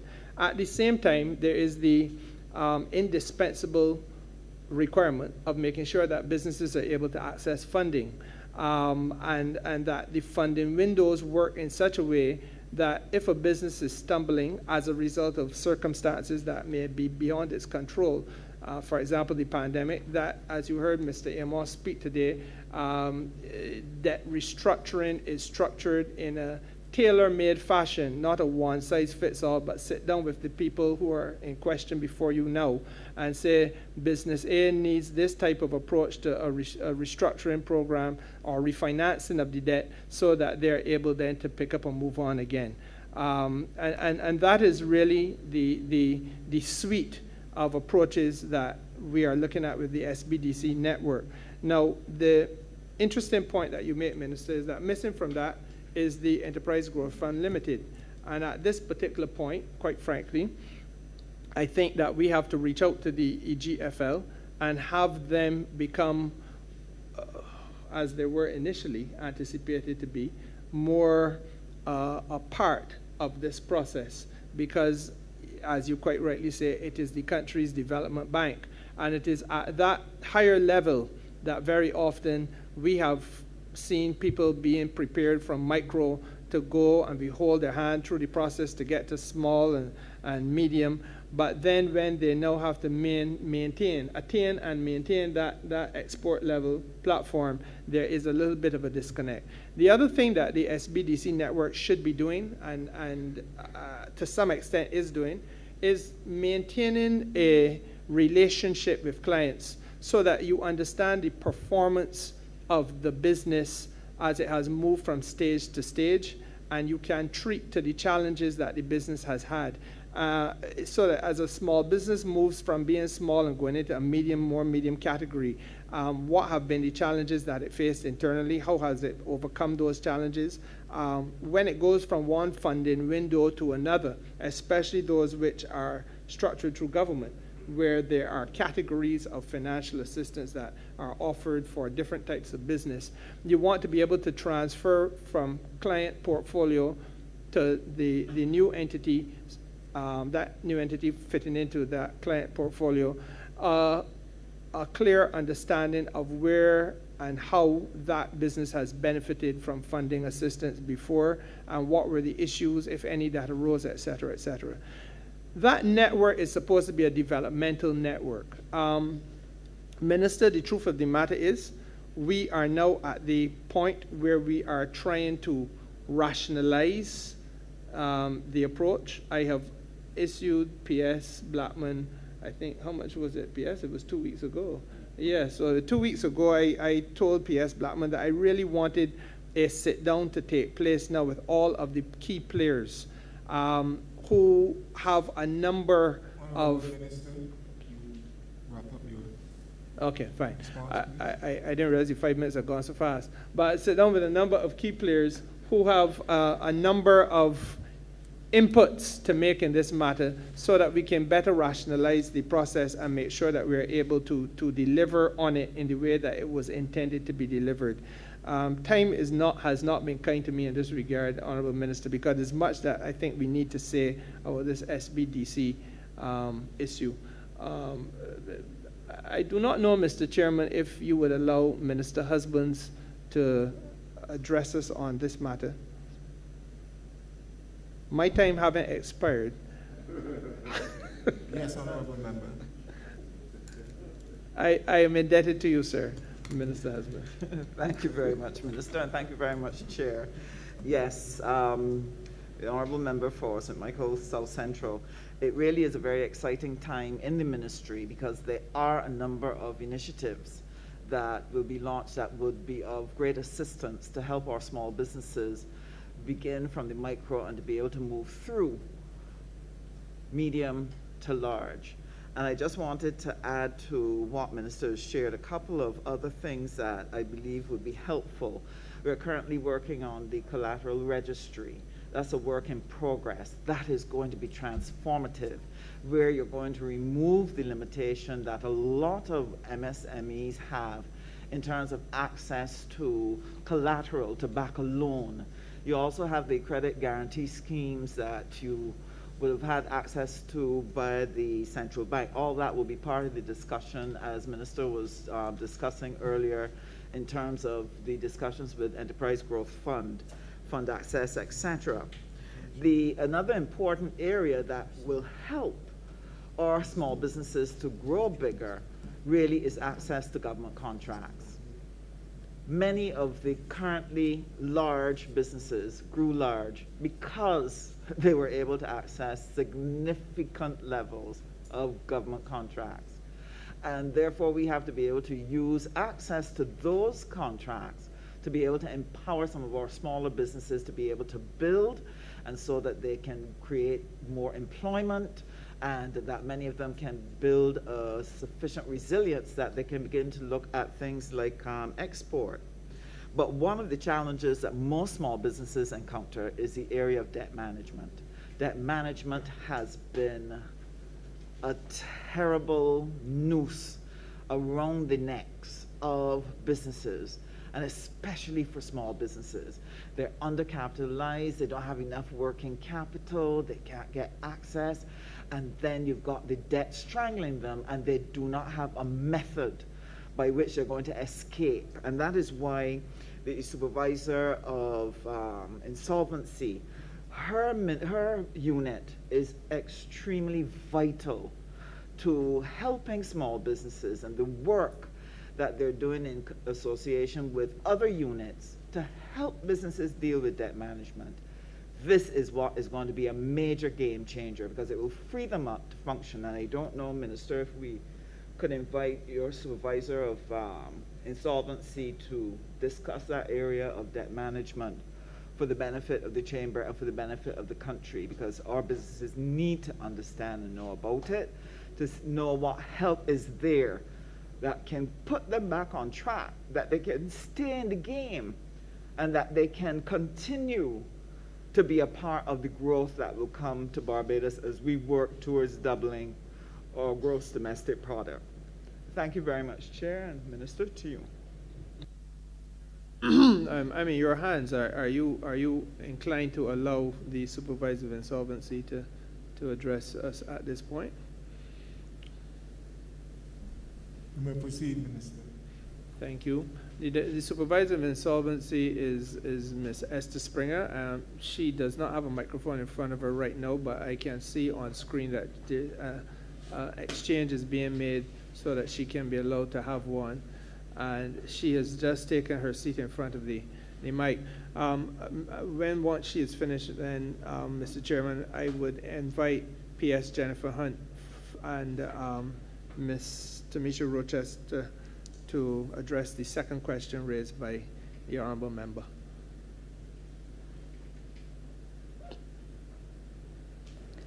Good morning, ministers. Good morning, colleagues. My name is Esther Springer. I'm the Supervisor of Insolvency in the Office of the Supervisor of Insolvency. Our department is responsible for overseeing the administration of the provisions of the Bankruptcy and Insolvency Act. As part of our work program for the upcoming financial year, we will continue to roll out our Dealing with Debt program. That program is aimed at providing assistance for indebted businesses and individuals who are going through a financial crisis. This program is structured in such a way as to allow us to, outside of the provisions of the Bankruptcy and Insolvency Act, to allow businesses to for us to develop a debt management plan for them. They have to undergo mandatory financial counseling, and they are required to participate in training offered by the Financial Literacy Bureau in areas of weaknesses that have been identified by our office and by the accountants who work with us voluntarily. This area is one, as the minister noted, as both ministers noted, that is very important and is often overlooked. We are seeing our people as young as 23 and up to the age of 72 suffering with severe debt problems. We are seeing people with 8 credit cards using one credit card to pay the other. We are seeing businesses who start out, but because of a lack of awareness of what is out there, they are getting themselves in financial trouble. So to provide some context, I will use, for instance, a young gentleman who would have resigned from his job and decided to buy a canteen. And he would have found the canteen on a social media website. He would have gone then, obtained financing from a financial institution to purchase the canteen. The check is paid over to the proposed vendor or the purported vendor. When he goes to take possession, it is recognized that the person to whom he paid the money was not the actual owner of the canteen. And then he is in a situation now, he had quit his job, so he has no income coming in. And in addition to that, he has to repay the money. Now, of course, he was very challenged because he felt as if he should not have to repay given the fact that he was defrauded. However, it is these kinds of things we're seeing because our young people, and he is in his 20s, our young people are unaware of the implications of the contracts that they enter to when they access financial products. These are the things on the ground that which we are dealing with. So we recognize that we need to implement programs which allow our people to be aware of the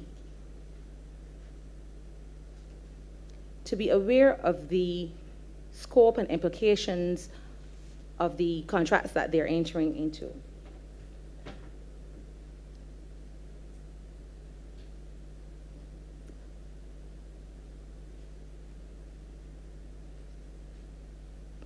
Thank you.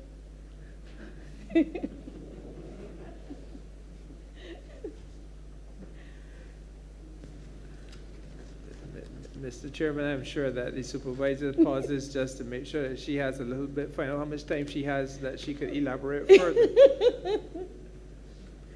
The supervisor, I know, has a lot more to say, but I'm just wondering, perhaps I'm wondering, sir, I'm wondering, Lord, whether you could indicate how much more time she might be likely to have. Honourable member, she can come again, just support Okay, the question, or she fair can enough. come back. I'm obliged to you, sir. I would therefore invite PS Jennifer Hunt from the International Business Division to address that second question.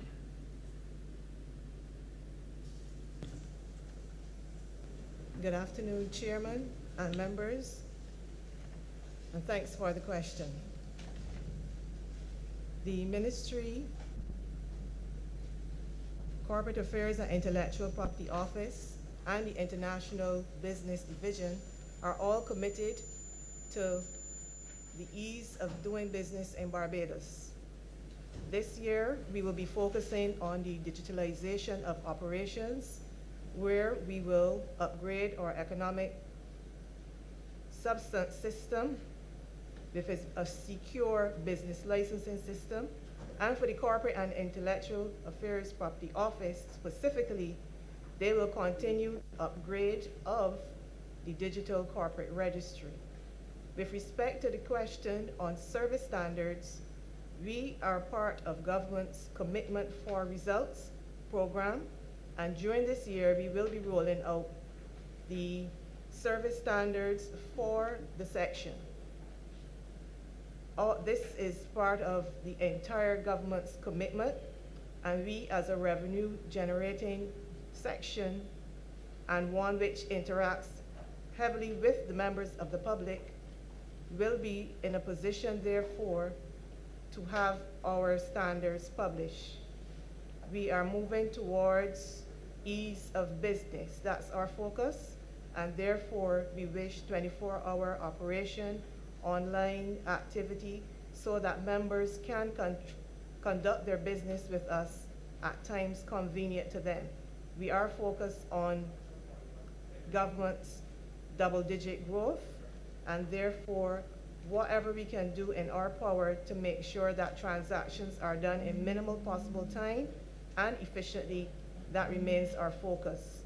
At this stage, if required, I can pass on to the Acting Registrar of the Corporate Affairs and Intellectual Property Office for further specifics. Thank you.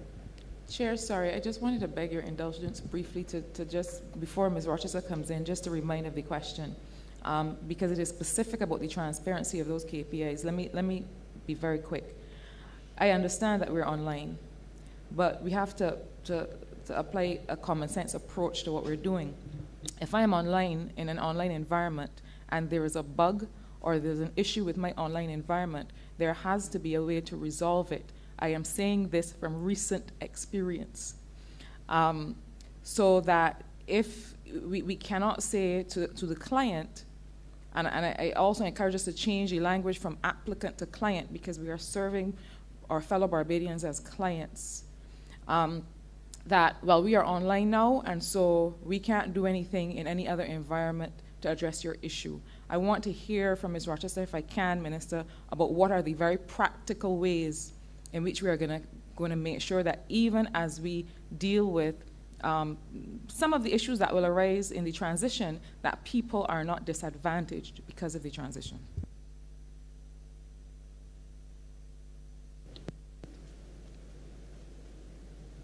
Good afternoon, Chairman. Good afternoon, members. I am Tamisha Rochester, the Acting Registrar of Corporate Affairs, and I will just give a brief history of what we have been doing and what we are continuing to do as we try to transform the way in which we do business at the Corporate Affairs and Intellectual Property Office.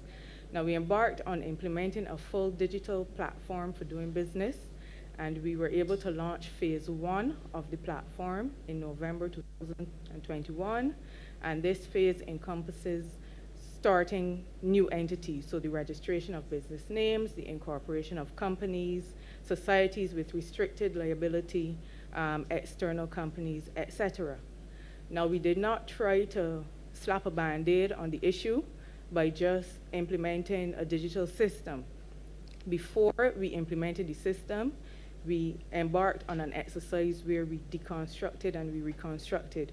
We brought down the existing processes, we found the problems, we found the inefficiencies, and we sought to re-engineer the processes in a way that are as efficient and fit for purpose as possible, taking into account the suggestions and feedback from the sector which we serve. Now, I take your first question in relation to the performance indicators and the KPIs, etc.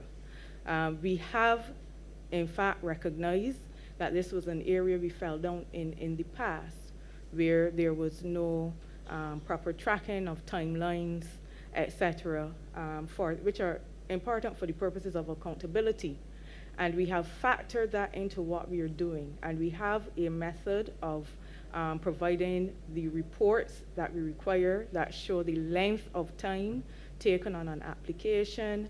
It shows how quickly matters have been addressed. And the reports can be broken down in a variety of ways. So, for example, I can share with you today that we have processed a total of 1,606 filings since we have gone live.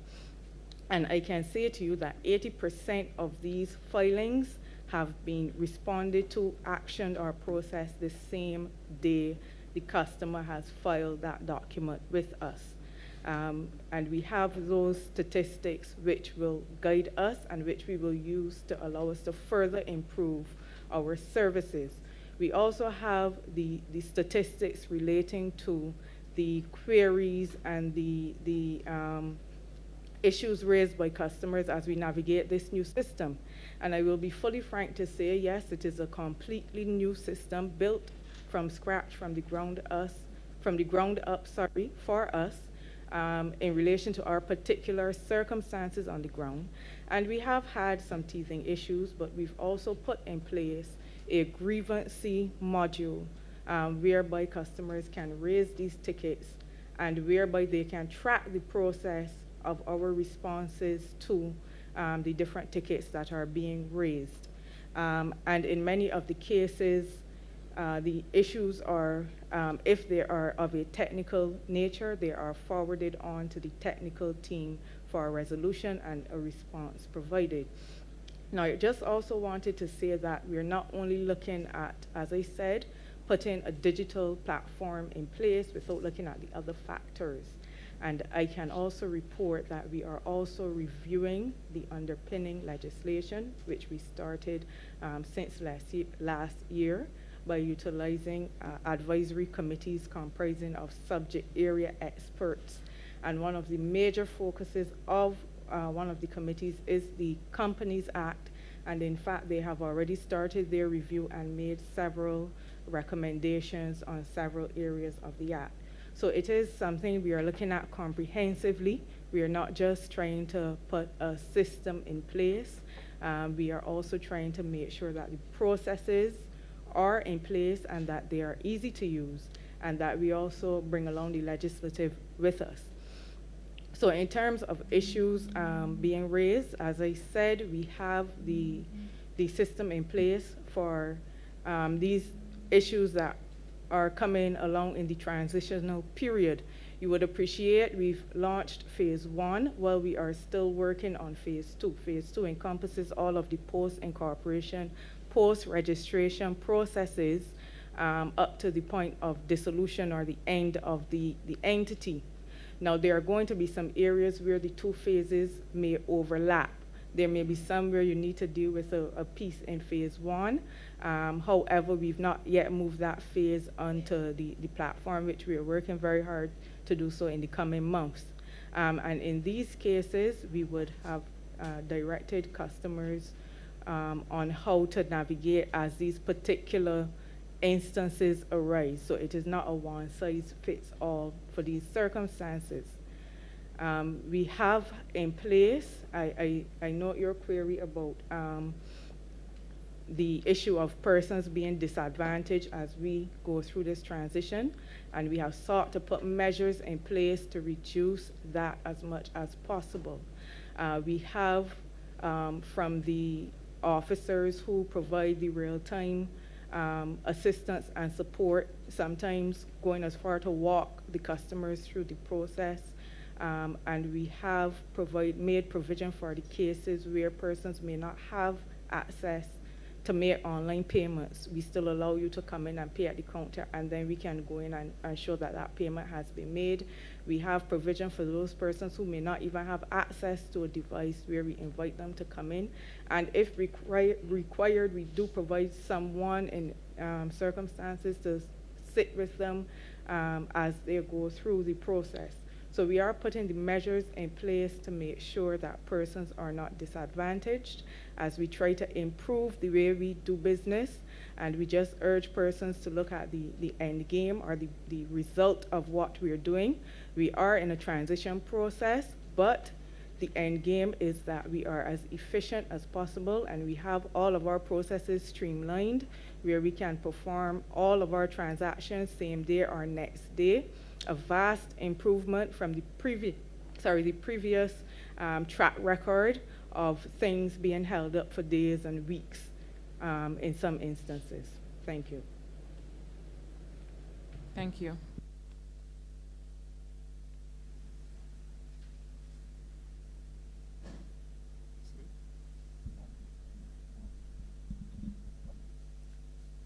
Thank you.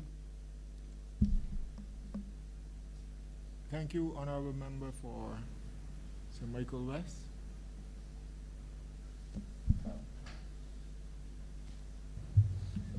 Thank you, Mr. Chair.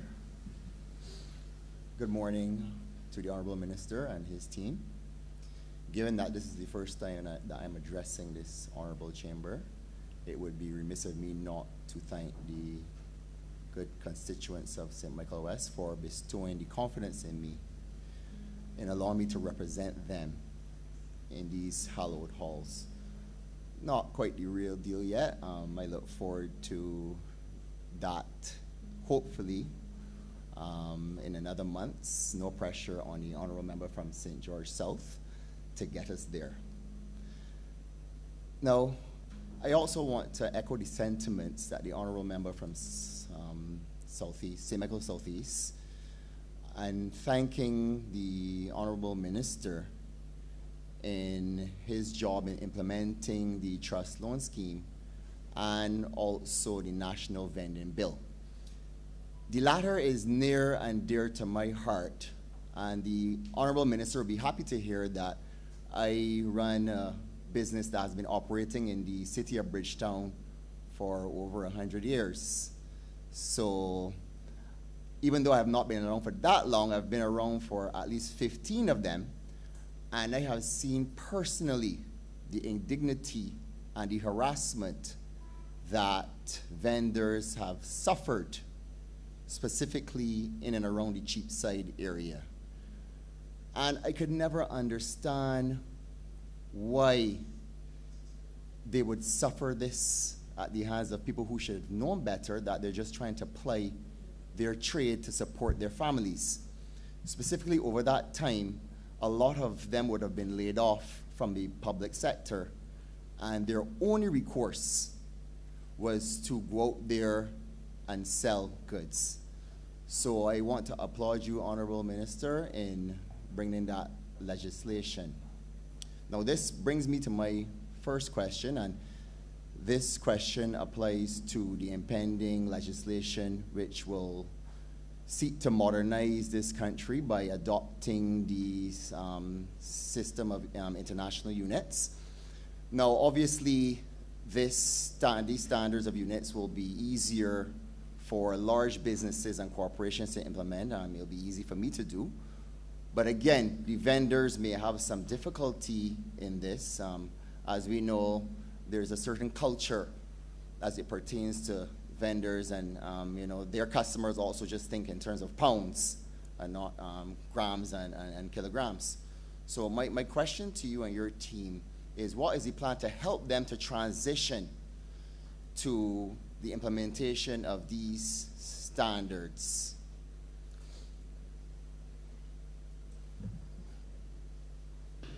Thank you very much, Honourable Member. The House would be aware that there is on the order paper a bill which is called the Metrology Bill. And that Metrology Bill is simply intending to move Barbados from a state where we are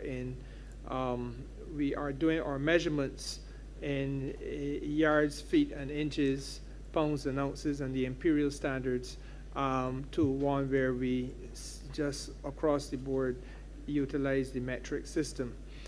The Honourable Member is quite right that in the context of commerce, larger players may find it far easier to make the convergence. I obviously have to pilot this bill, and I am very conscious, Honourable Chair, that there is a rule against anticipation of a piece of legislation, but there are some issues that the Honourable Member has spoken to that I think do require a very direct answer.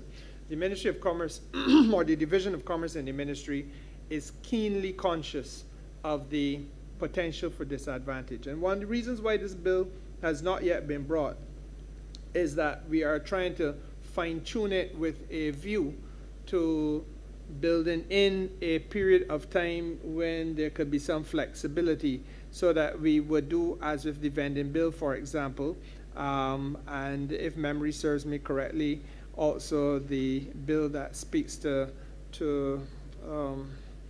liquor licenses, where you proclaimed after for a period of time after the bill had actually passed the House. So a time is set for proclamation after the bill has passed the House. And this will allow for us to have a time frame within which we can work with, as the Honourable Member said, the vending community, but there are other small businesses as well which need to be, first of all, made completely aware of what it is that we are trying to achieve, and secondly, to help them to be in a position where they are ready to make the transition.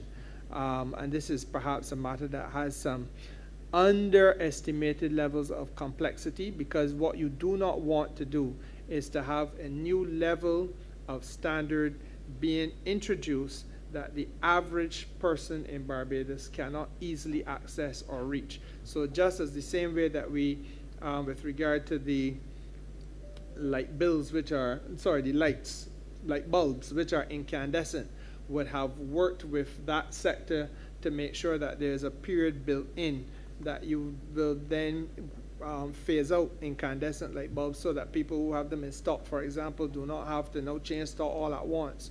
That we will have a way of structuring the change so as to minimize the impact.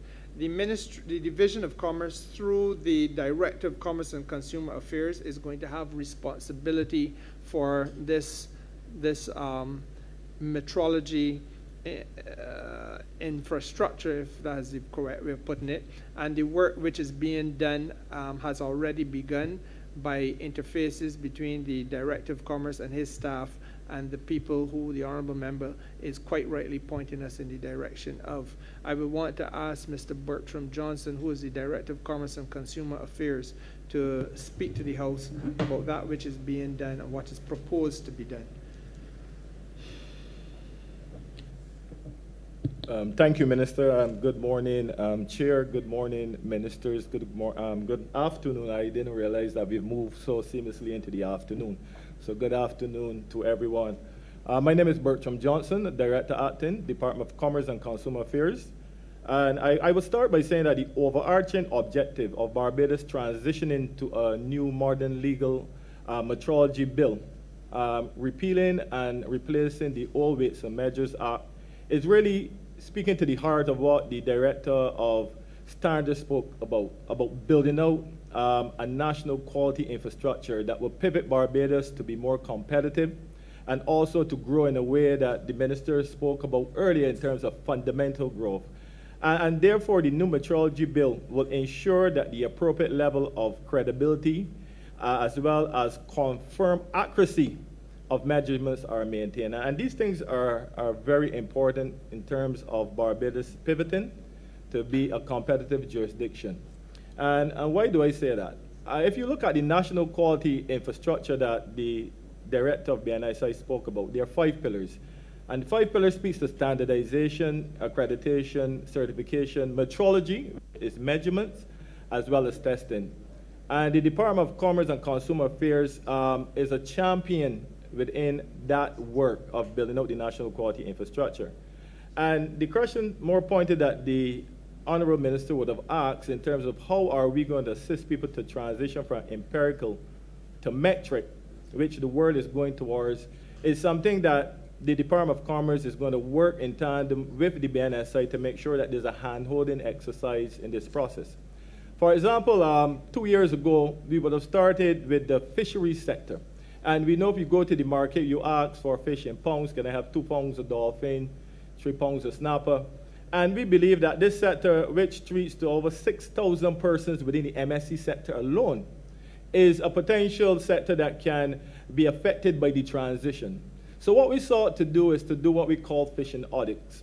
We would have had an officer work with BNSI to go through some of the fishing sector stakeholders to apprise them of what was coming in terms of the new metrology bill, and the need for them to move from the empirical measurements to more the metric measurements, and therefore so that they can now get into that position or that posture that they sell not only in pounds, but they know exactly that they need to sell in kilograms and so forth. And therefore, the work of the Department of Commerce and Consumer Affairs will continue with all sectors, as the Minister said. When this bill is being brought into being, there will be a transitional clause there that would allow us to work with people and stakeholders so that they can transition seamlessly and there would not be no disruption to trade, as well as to commerce. So this work is going to go far beyond just having a look at the empirical, the metric instead of the empirical. It's going to look at, for example, as we speak about building out the Barbados economy.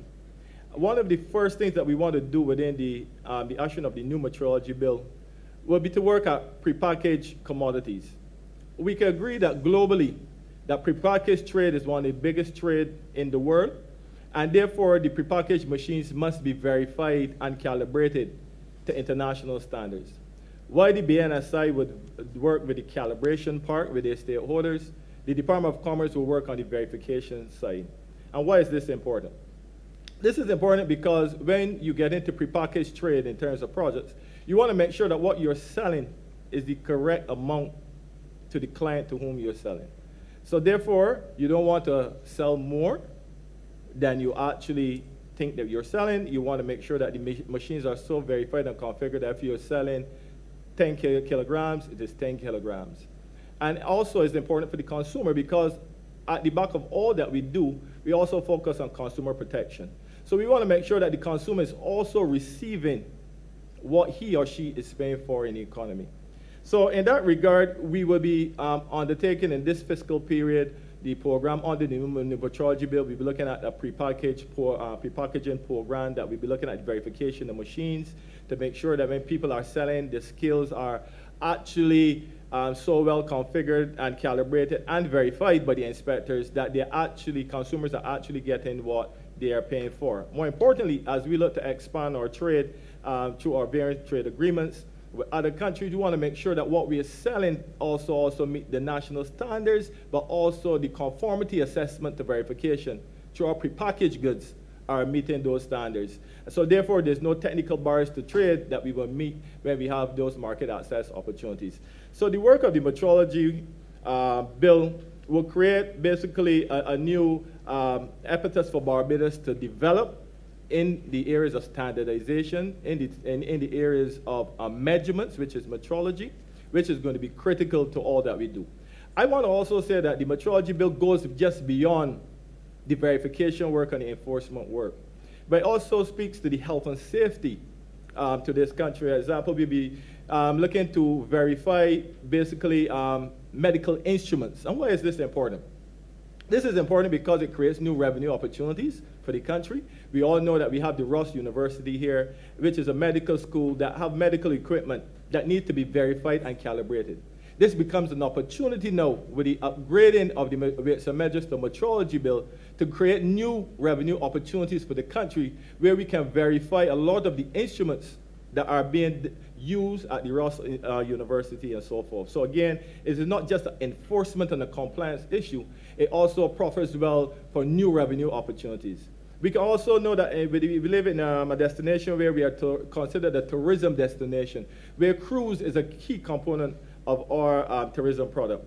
Therefore, those barometers and so forth, those equipments that are on ships, they also create the opportunity through this legislation that we can be doing verification of those instruments there. Also at the airport, where aircrafts land, we can be verifying certain instruments in the aircrafts that can see Barbados as a home port to do these things. So the metrology bill creates, again, a platform, a springboard in which the growth and development that we've been speaking to this morning, it can lend to those new revenue earning opportunities, which will continue to build out the diversification of the Barbados economy.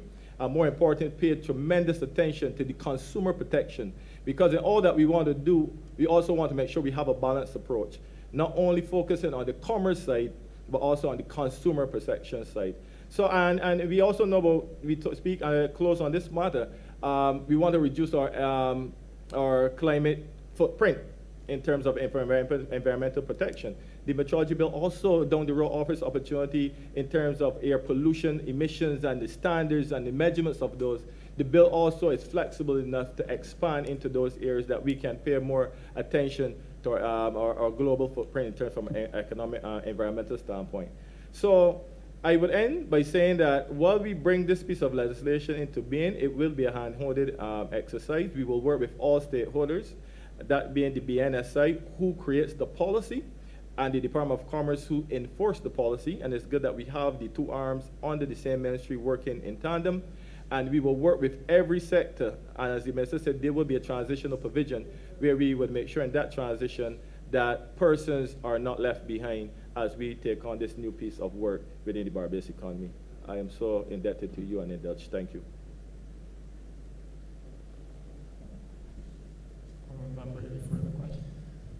Thank you, Honourable Minister and Mr. Johnson, for a comprehensive reply. My second question pertains to the supply of natural gas in the urban areas, specifically the city of Bridgetown, constituencies of St. Michael West, which I serve, and St. Michael Northwest. Notwithstanding the Minister's comments of the global situation as it pertains to the conflict or impending conflict between Ukraine and Russia, and the Minister gave a pretty comprehensive description of that. Unfortunately, my average constituent probably will not understand the macroeconomic explanation or understand why they can't get their natural gas. So my question is there any plan in the short, medium, or long term to expand the supply of natural gas, especially in the Bank Hall and the Eagle Hall areas where there is adequate supply for commercial entities, and there are houses through the gap that unfortunately do not have access, and it's a little frustrating for those constituents. Is there a plan in the short, medium, or long term to address these issues?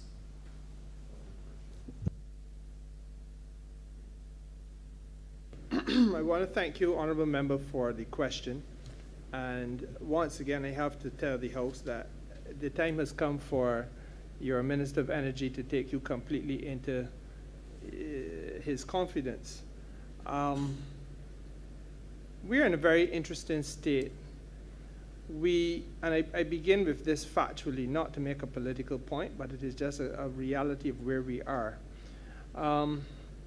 As we all know, there was a period of time in the 70s and 80s when we were doing onshore drilling and onshore exploration.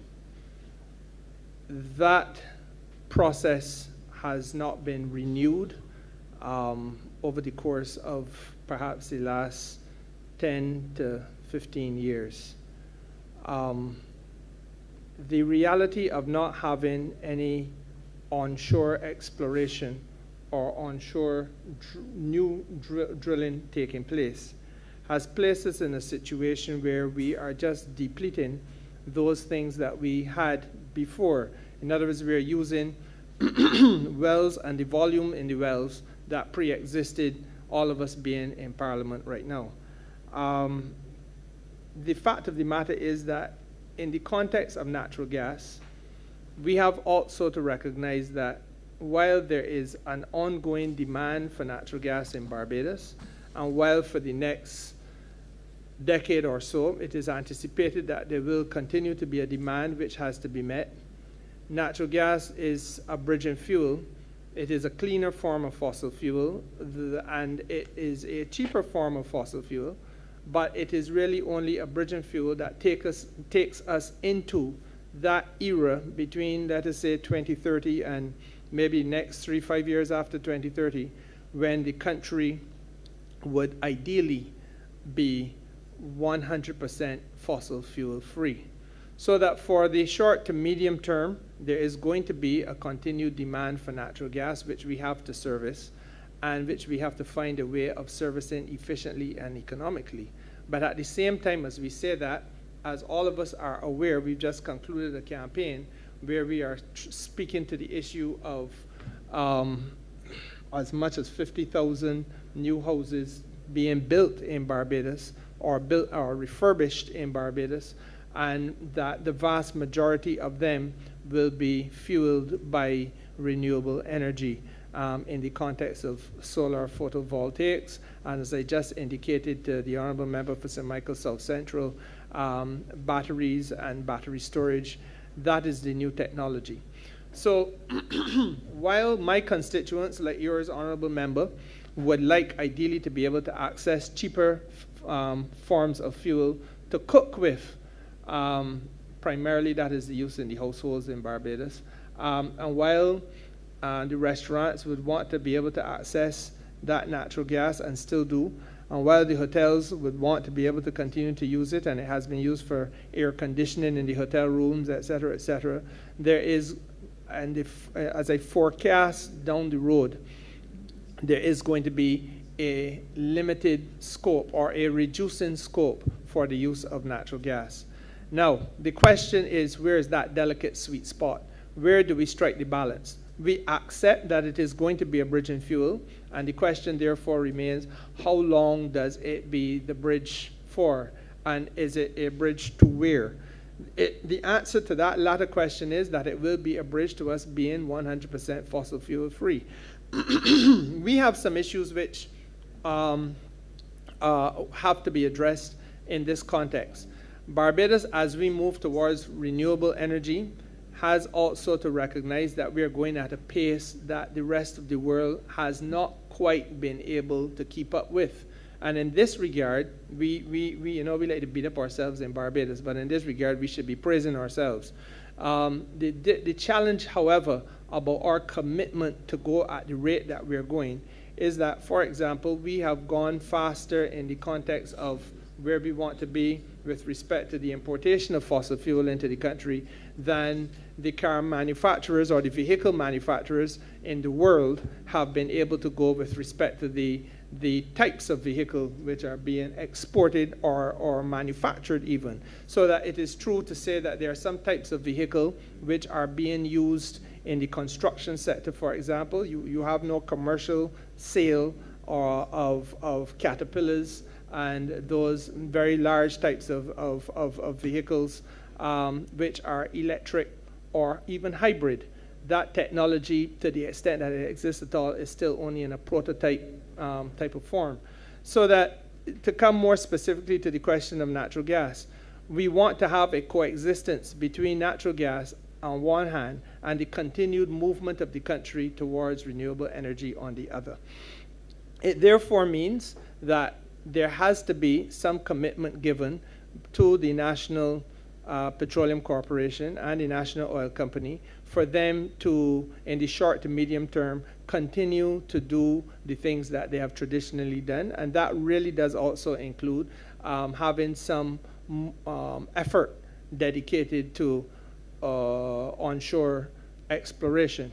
Now, it is a risky business, and let us be very real about that.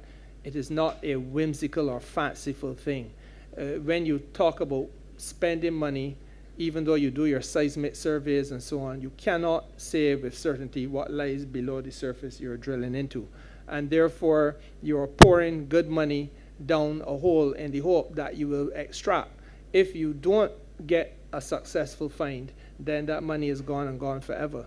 And in an effort to find that balance, we are saying equally that we want to accelerate the delivery of renewable energy so that we take as many households as possible off of the dependence of the bridging fuel, and as many businesses as possible off of the dependence of the bridging fuel.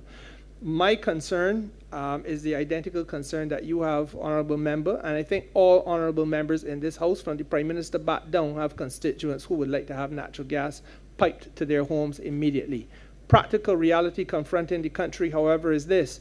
If I am going to take a main off of a highway where natural gas is, and I'm going to run a line in a different direction, I have to break up road infrastructure, which comes at a cost. I have to lay pipe, which comes at a cost. I have to then rehabilitate, which comes at another cost.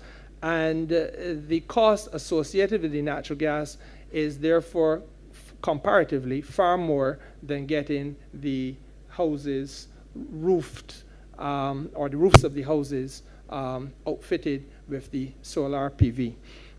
The reason why we have had the creation of an aggressive and unprecedented campaign to get into working class Barbados with solar PV, and that campaign must unfold very rapidly now, is because of the fact that we want to make sure, as I said before, that every householder in Barbados, irrespective of your income level, is able to access the cheapest form of technology so as to run and fuel the household. Part of what the National Oil Company is looking at is also the bringing in of or making available as part of the loan arrangements, the batteries, and also part of the structure would have to be the retrofitting of houses with electric stoves so that you no longer have the reliance on the fuel. These are all part of the transformative stage that we are in.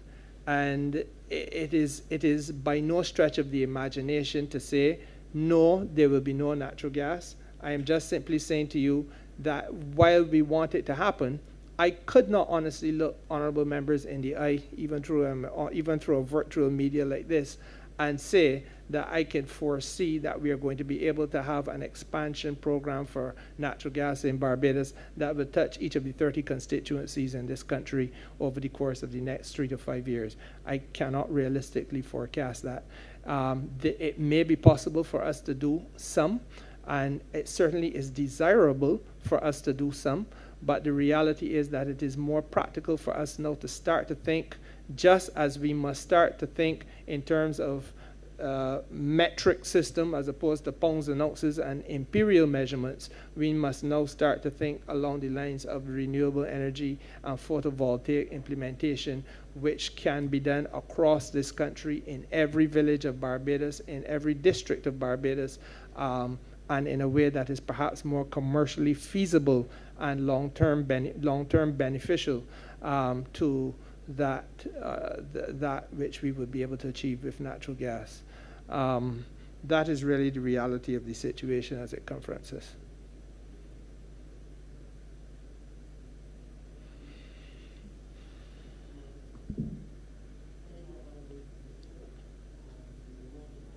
This time for lunch, but we will resume once we come back from lunch.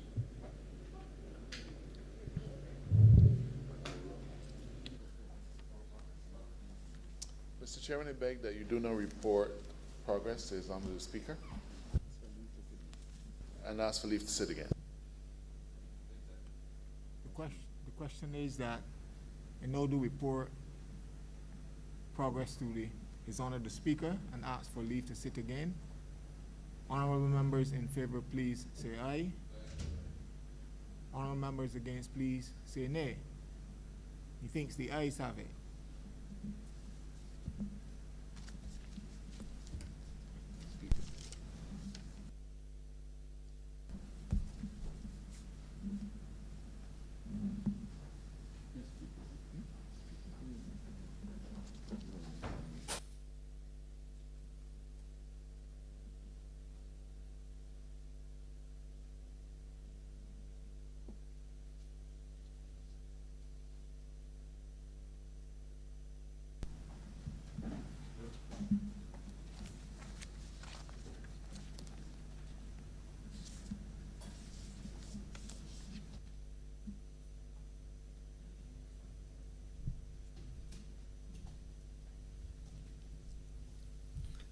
The chairman has reported progress and asks for leave to sit again.